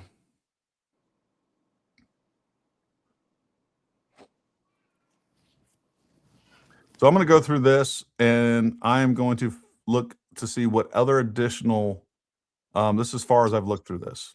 Again, I downloaded this right before the show tonight, but already we have a lot of additional information. They have touch DNA off the roof. They have his prints on the roof. They have a palm print on the roof. They have shoe impression on the roof. That's all new information that we have. And we now know, based on what they said from the surveillance footage, that he was tracked from the moment that he was on UVU campus all the way to the point that he exfilled off of there. So pretty damning stuff, folks. I don't know what we're supposed to say with that. What's your thoughts, Lisa? Yeah, I also thought it was funny. I was reading through some of it this morning, and the portion of his text that he sent to Lance where he said that he was waiting for that area where the gun was to clear out because he was trying to go back and get it, right? Mm-hmm. And he literally says, guess I'm going to scroll some more shorts for another hour until this guy, F's off or whatever. He's like, there's this one dude that was like around the area that like wouldn't leave, and he was getting all ticked off that the guy wouldn't leave. And then what was the other text message that something about like short of my family covering for me, I'm totally effed or something like that, he said. So I haven't even seen that one. Again, yeah, a lot more. like, yep. It's very, very incriminating. There's a reason why the candy cult has been very quiet today. We'll just say that. Yeah. They got to figure out how to examine this and, stir it up and mix it around a little bit and then represent it in a totally scrambled mess to confuse everyone. So that's going to take them a couple of days. They'll get there, though. Don't worry. Yeah.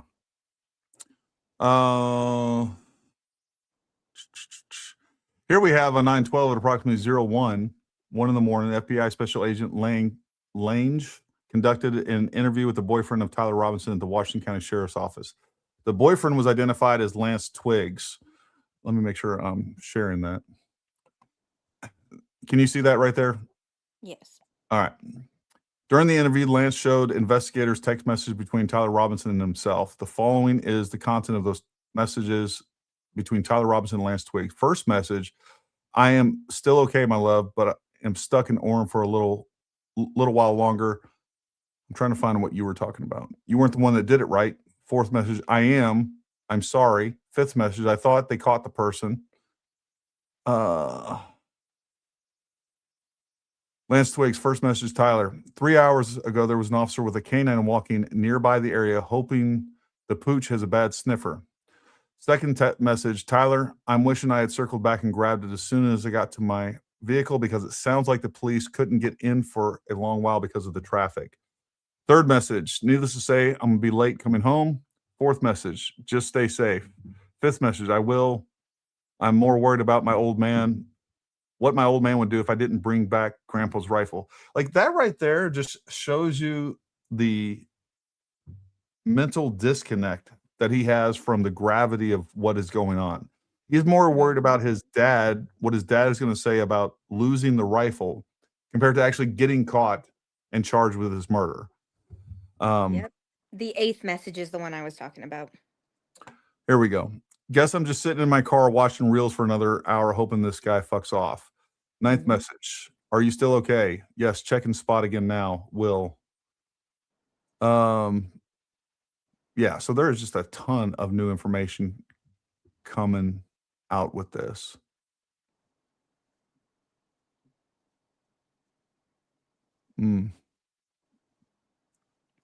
I know it won't make for a good show just reading through all of this, but we definitely need to dig into that, and I will.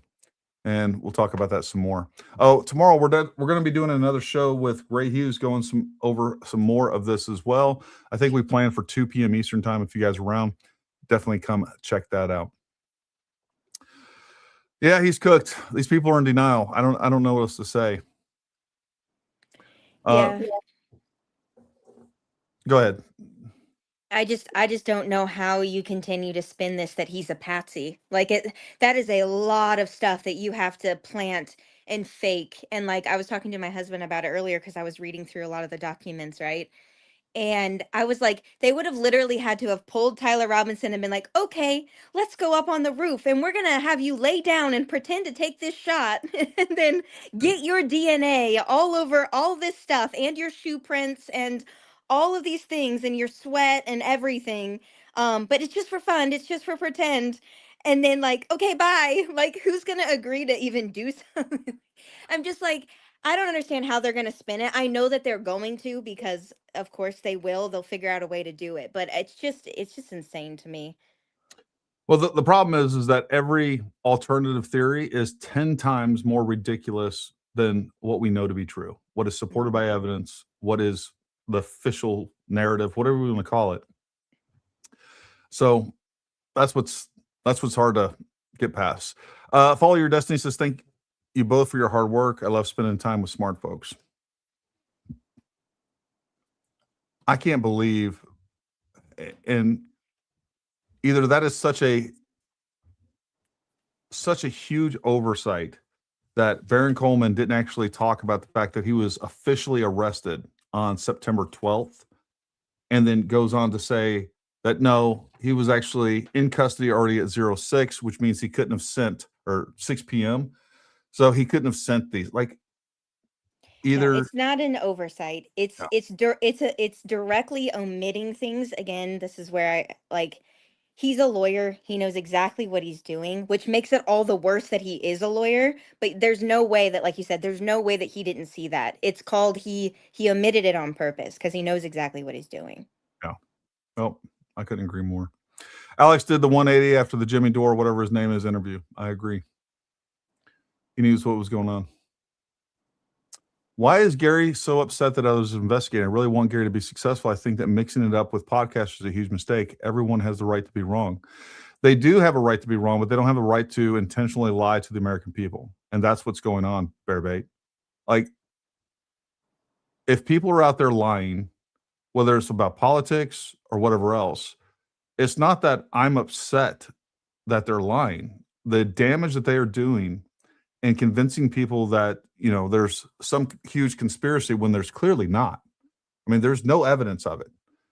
These are narratives that people are spinning. They're picking out little pieces here and there, and they're creating a perception of it. You should be outraged too. I mean, everybody should be outraged when someone gets on with a huge platform and convinces millions of Americans of something that's not true. Like, this is a gross injustice that's taking place. And again, it's a psychological operation. I mean, I don't know what else to say. Like, weren't you infuriated when, I don't know what your politics are, or your political leanings are, but, I think most of us, when they were saying that, Hunter Biden's laptop was a Russian disinformation campaign, and we know it wasn't. I think most of us were furious about that because it took, again, this was an attack on Donald Trump. When Donald Trump was, charged with 34 felonies and everyone was saying that he was colluding with Russia and that Russia was controlling Donald Trump, most people would be upset about that. And that caused a lot of people to not vote for Donald Trump and take our country in a different direction. And the ramifications of that was millions and millions of illegal immigrants that flooded our country, invaded our country. And by the way, it led to a lot of people's deaths.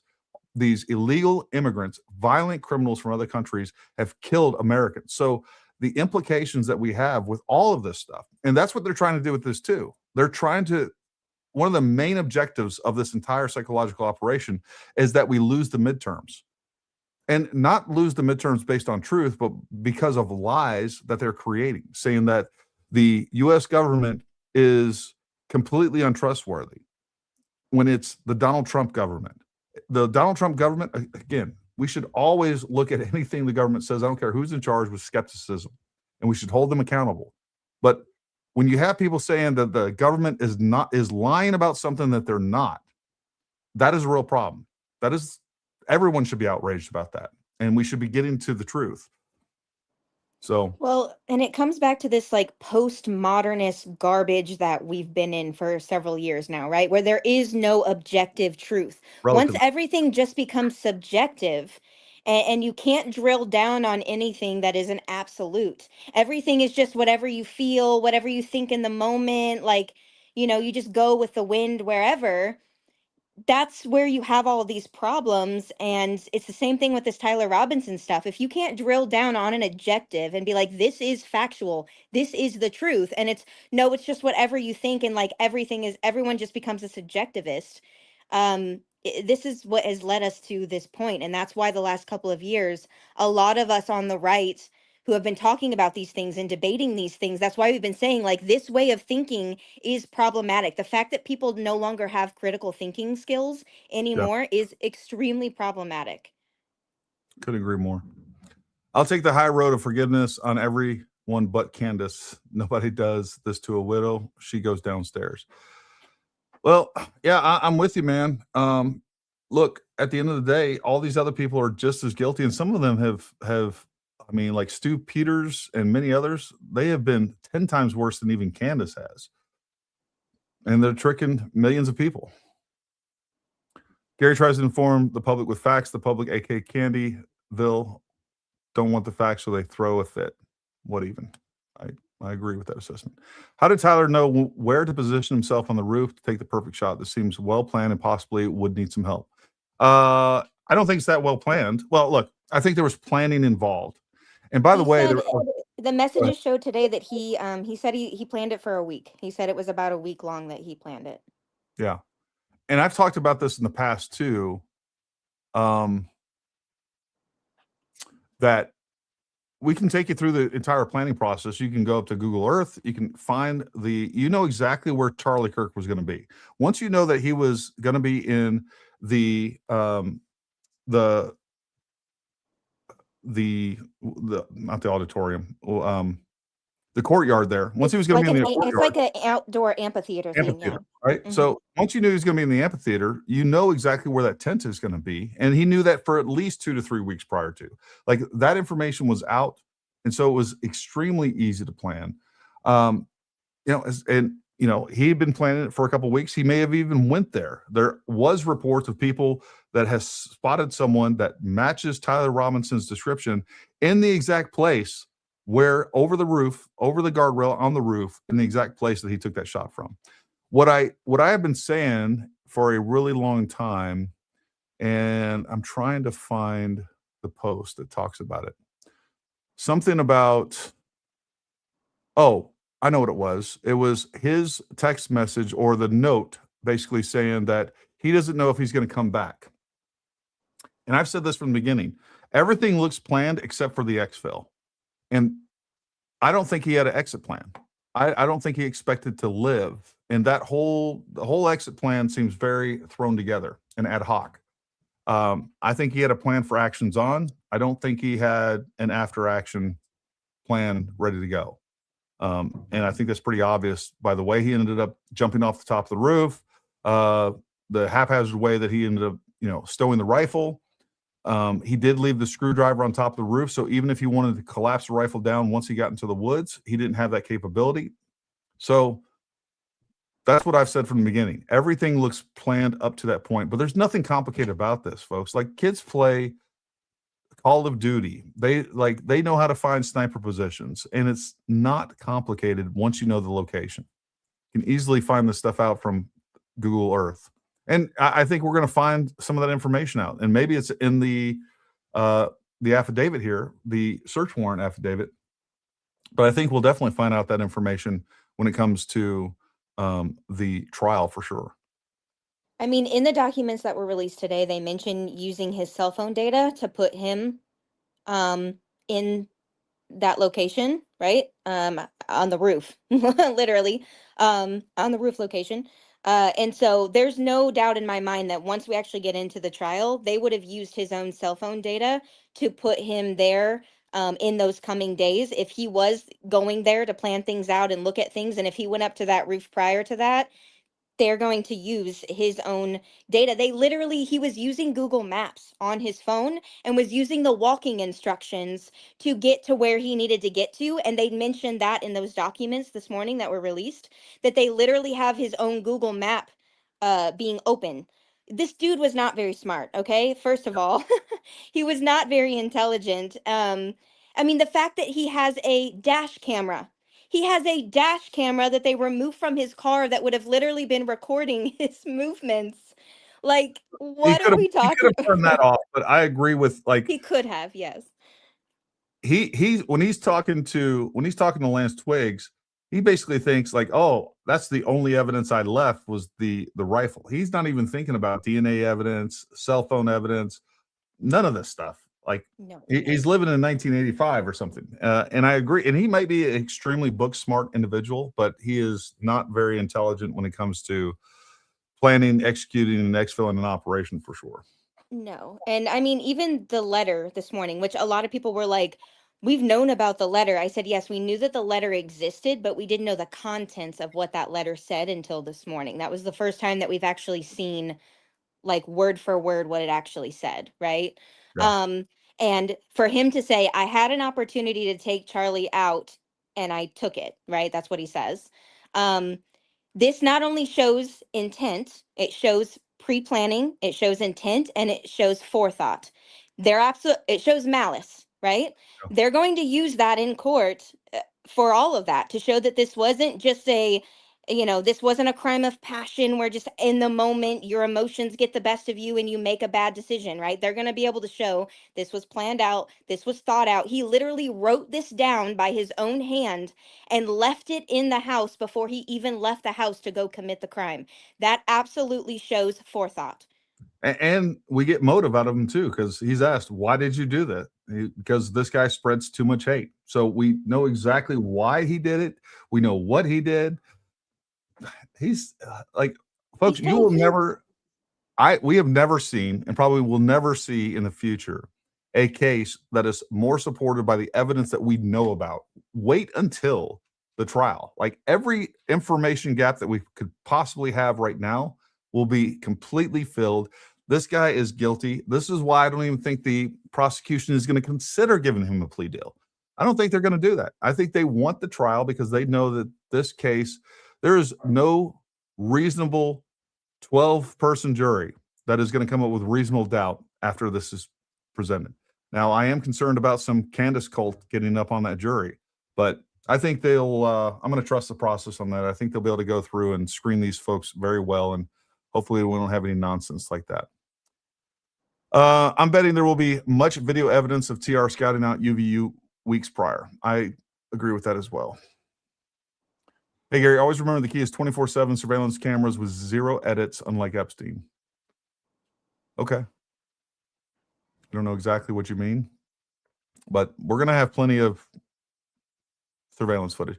And here's the thing, folks, like we don't have to rely on any one thing. It's not like we're only relying on video evidence or we're only relying on testimony. Like we have so much redundant evidence. We're going to hear from the parents that he admitted to this. We're going to hear from Lance Twiggs that he admitted to this. We see on the electronic communications, whether it's text or to the Discord chat, he admitted to this. We see like the evidence. We find the actual rifle itself. We find that those rounds are actually they've been engraved on, and then at his house, there's additional rounds that have been engraved. We find the engraving equipment. They're going to have his DNA on the gun, on the rooftop. They have. Did you see that they pulled the Dremel tool out of the apartment and it was on the list this morning? I'm betting that might be the Dremel tool that he used to engrave the ammunition. Just thought. I'm sure it is. I'm sure it is. It wasn't the Wizard of Oz in charge. It was the little guy behind the curtain controlling the Wiz who was running things. This applies here too. Okay. I'm not sure I completely understand that, Storm Pooper, but I think you're just saying it was Tyler Robinson. I agree. Yeah, the prosecution doesn't get to just say anonymous sources told us, but we aren't going to show you like Candy and others. They have to turn over all the evidence to the defense for third-party experts. Exactly. They don't have the opportunity just to make stuff up and not support it with actual evidence. They have to present it to the defense. They're going to be able to go through that evidence, figure out if they can impugn that evidence, if they can prosecute that evidence, and they can get that evidence sorted out. They're going to try to do that, of course. But, man, there's just so much overwhelming evidence. It's not funny. But like you said, Candace Owens, Baron Coleman, they can come up with whatever wild narrative that they want to and present it and then sort of show they're going to twist things so that it looks like what the evidence supports what they're trying to say, even though it doesn't. And perfect example of what we covered at the beginning of this show. Baron quit his day job recently, so he's going to do whatever he can to keep the story going. You better believe it. You better believe it. And what should happen at the end of this, especially after the trial, these people should not be taken seriously ever again. Like everything that we're going to see come out, and we're continuing to see come out as more documents and information comes out, just proves that they've been lying the entire time. Now, they may at the end of this say, oh, you know what, I got a few things wrong. And I think they're going to try that. Or they're just going to stick with their story. And like, nope, it was all fed slop. It was all made up. It was just this big conspiracy that they were able to present fake evidence in court, that they were able to, the defense was in on it. The parents were in on it.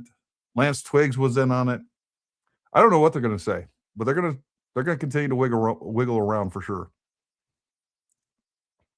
Any chance of a plea deal and all the evidence that not coming to light? If so, the naysayers will never go away. Yeah, there's always a chance of that. I hope that the prosecution doesn't offer a plea deal. I think there's no indication that they are, and there's no indication that the defense is seeking a plea deal. I believe the prosecution owes it to the American people to stick with the charges and to not give him a plea deal so that we can ensure that we see everything in court. I don't know that there's ever been a case with larger national implications than this one. So that's has he submitted a plea yet? I don't think he has he? I don't think he has officially. Yeah, I mean, I think it's just going to eventually get down to the point where it's so blatantly obvious that he's guilty that they're just going to try to get the death penalty off the table. And they're going to try to shoot for, eventually his defense team will call an audible, and they're going to have to be like, all right, let's at least try to get it down to life in prison. And that's where I see it going personally. I agree. I think that's what they're going to do. That's their only hope right now. I think the defense knows that they are so screwed. The only thing that they can possibly get out of this is getting the death penalty taken off the table. And they're going to hope the prosecution doesn't bend a knee on that. I want them to, he deserves the death penalty. This guy, when I watch him in court, I mean, he is a sociopath through and through. Like, there seems to be no emotion. He seems to not be aware of the gravity of the events surrounding him, what he's actually done. I want to see him. He deserves the death penalty. Storm Pooper doing the 762 as well. Thank you, buddy. Thank you both. Yeah, it'll be interesting once you get into like the victim impact statements, what his emotional response will be, if he even has one. Yeah. Ram says, I really appreciate your dedication to the truth, Gary. You're an all right dude. Well, thank you. Appreciate that. Well, and again, you folks need to go out there, be discerning about the people that you follow. Make sure you go follow Lisa. There's a bunch of folks out there that are really dedicated to the truth, and they could at any moment decide that they are more worried about clicks, views, and money and start pushing nonsense. But, that's not what they're doing. And I can tell you right now, and I know Lisa can tell you right now, this is not the popular stance on social media. So. No. Nope. I watch the Candy Cult accounts like every day, and like how much more their accounts are growing so much faster than mine. And I'm just like, how is this even possible? Like, I mean, I know that it is, but in my brain, I'm just like, this is insane. Yes, I've had a little bit of growth. I'm not going to say that I haven't, but compared to what they're doing every day, like I'm not getting even close to the numbers that they're getting. Not even close. No. And, the truth isn't always popular, but it's always worth it. TSCS 5675. Gary, your hard work is working. Thank you and your guests. People die over lies. I have seen it. It is important to fight for truth, hold people accountable. Lie to one is bad. Now think millions. I agree. And unfortunately, when they see all the money that they've made I mean, perpetuating these lies has just become so incentivized. And I do think there's a lot of foreign influence on here. I think there's a lot of bots that are pushing this stuff. And again, I'll take, 200 reasonable people as followers over 10 million Candace cultist followers. I mean, I'm just not, I don't care. I don't care. This is not how I make my money. I couldn't care less. I mean, it's nice when, it's nice that your time and effort is rewarded. There's no doubt about that. But that's not what this is about. And what's important is the truth. I mean, there's nothing more important than the truth in this country. I mean, when we live in a democracy where we can vote our country in a certain direction, and if we allow lies to perpetuate to the American people and they're voting based on lies and they're being tricked into supporting people in positions and policies that are detrimental to themselves and detrimental to the future of this country, that's a real problem. And right now, I'm pissed off at the U.S. government because they're not doing anything to really push back on this. The only one that's doing it every now and then is, President Trump with a mean tweet that just sets everybody's hair on fire. So, oh my gosh, he's hilarious. I will say though, like, to give people hope, because I don't want people to, because it can get really discouraging in this really quickly. I've had those days where, I mean, Gary knows, I literally have talked to him. I'm like, I'm done. F it, I'm done. I just throw my hands up. Obviously, I don't mean that. I'm mad and I'm venting my frustration, right? But to give people hope, I will say over on the TikTok side, which is where I started in this and where a lot of my content more resonates. I do double post over on X as well now. I have been doing both, but because there's not a lot going on the TikTok side. There's not a lot of people that are fighting against this on the TikTok side. There is more people on the X side that are doing things.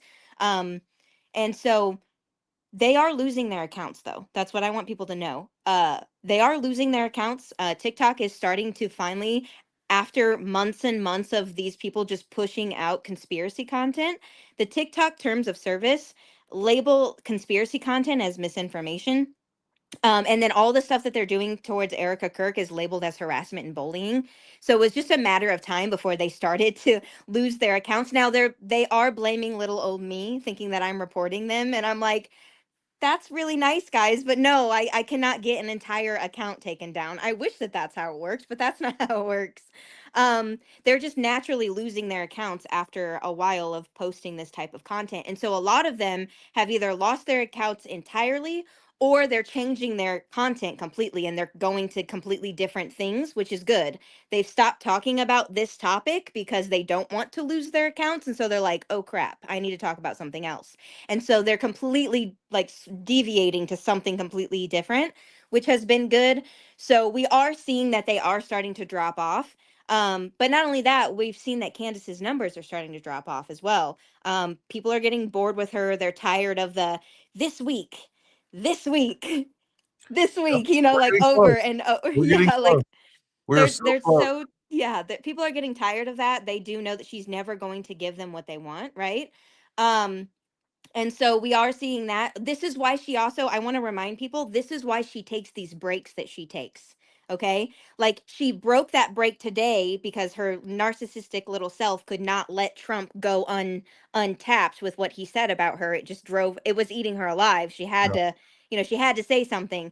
But, even today, I don't think her numbers were even close to back up to where, but usually that's why she takes these breaks, is because absence makes the heart grow fonder, right, guys? And if you take a break, then that makes your audience all amped up and hyped again of like, oh my gosh, what is she going to come back with? And you know what I mean? So like, that's why she's one of the people, like you'll notice that other podcasters don't take breaks like this. She's one of the only ones that has to have these huge chunks of time that she takes a break. And it's because she notices that her numbers are taking a dip and then, got to take a break again to get everybody all amped up again.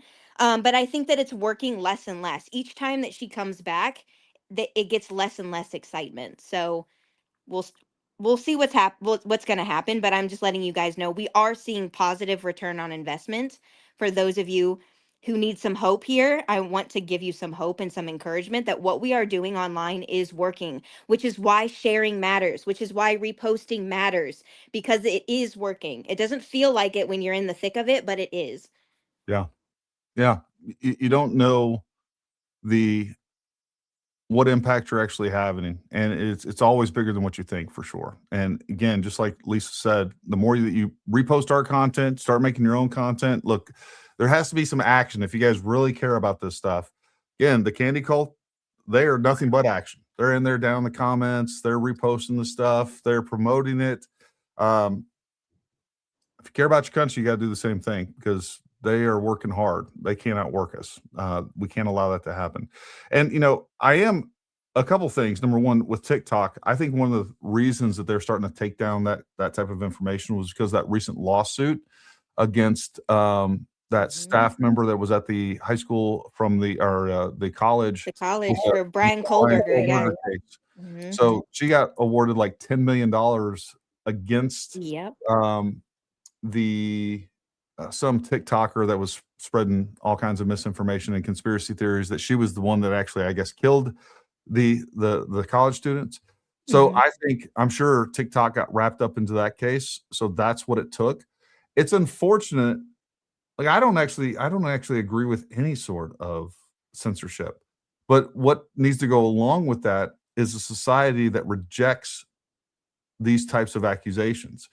When you have different platforms that are incentivizing and encouraging just lies and disinformation, unfortunately, I think that's what ends up having to be done. But I don't support censorship, and it's just a shame, and it lets you know that we're in a bad place in society when that has to be the what they have to resort to.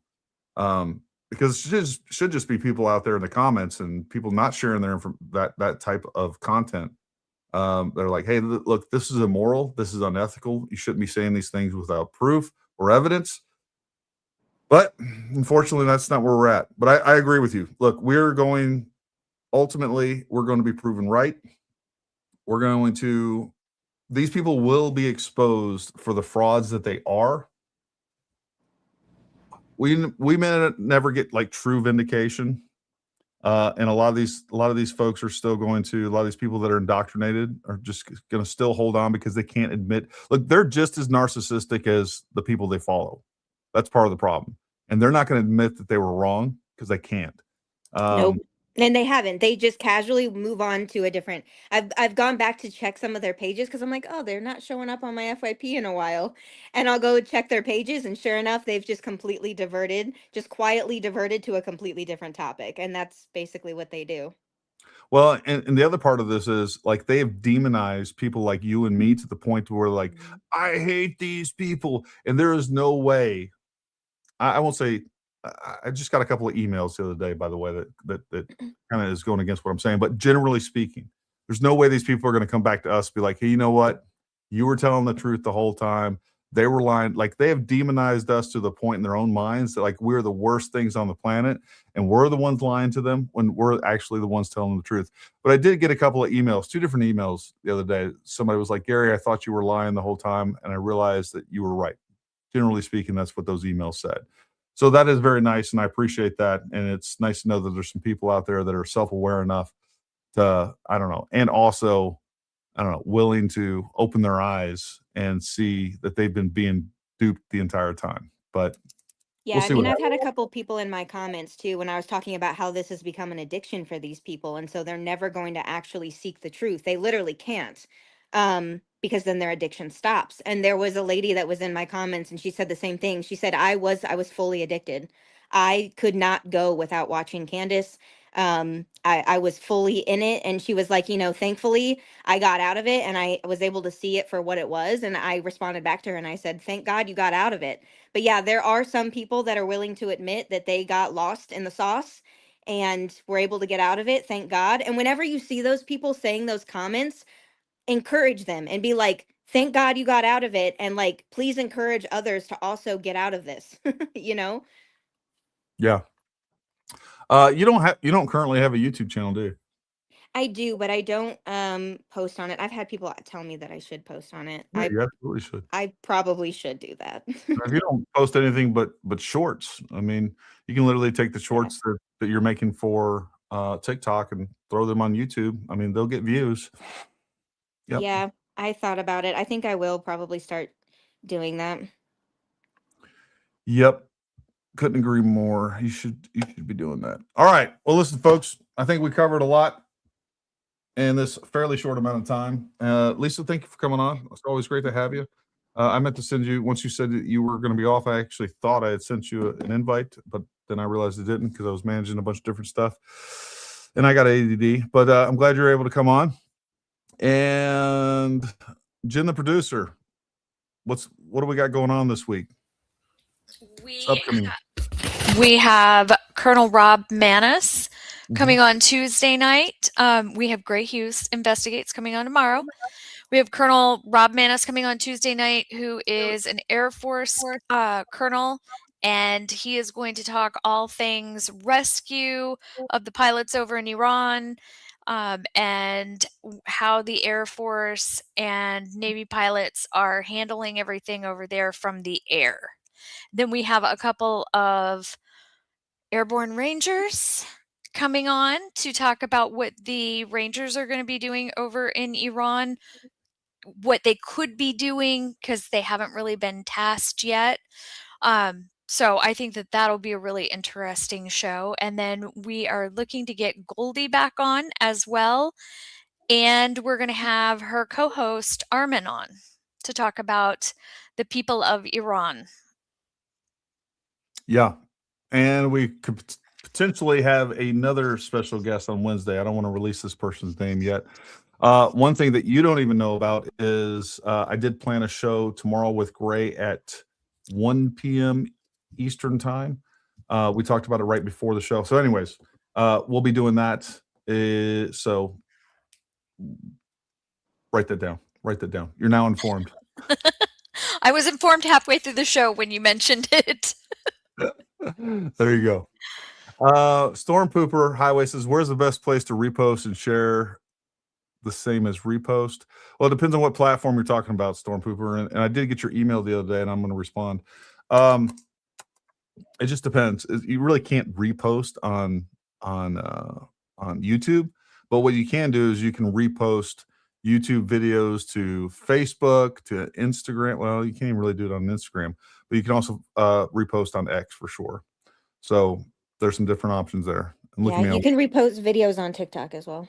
There you go. I'm making Lisa look like she's covered up. Hold on, I'm going to switch this real quick. No, that won't do it. All right. Sean Faulkner says, Gary, I may not agree with everything that you believe, but I do believe wholeheartedly that you are a true American. I'm proud to be a fellow American with you, sir. Thank you for your continued service. Well, I appreciate that, Sean. And this, we should all be able to disagree without demonizing one another. But the fact is, we also need to be able to call out evil when we see it. And when you see people that are always and consistently posting lie after lie after lie, which I do think is generally intentional, but even the folks that just are getting it wrong that many times, you gotta push back on that. Like, the truth matters in this country, and it's the only thing that matters. Like, the truth is what matters in this country. And when we're allowing people to just tell lies and to deceive Americans, there's no way that we can be successful going in the future. And if the Americans are they're being conditioned to just believe whatever that a certain person says or a group of people say or whatever it is, that's a real problem. It's a real problem, and we got to push back on it. And that's what I'm going to be doing. And Lisa does it. Many other creators out there doing it at a great expense, by the way, at a great expense. All right, folks, thank you so much for tuning in. Thank you very much, Lisa, for coming on. We always love having you, and I appreciate everybody out there. I want you to have a wonderful weekend. Make sure you tune in tomorrow at 1, and we got a lot more shows coming up. We'll make sure we post those. But until next time, stay armed, stay ready. We'll talk to you soon.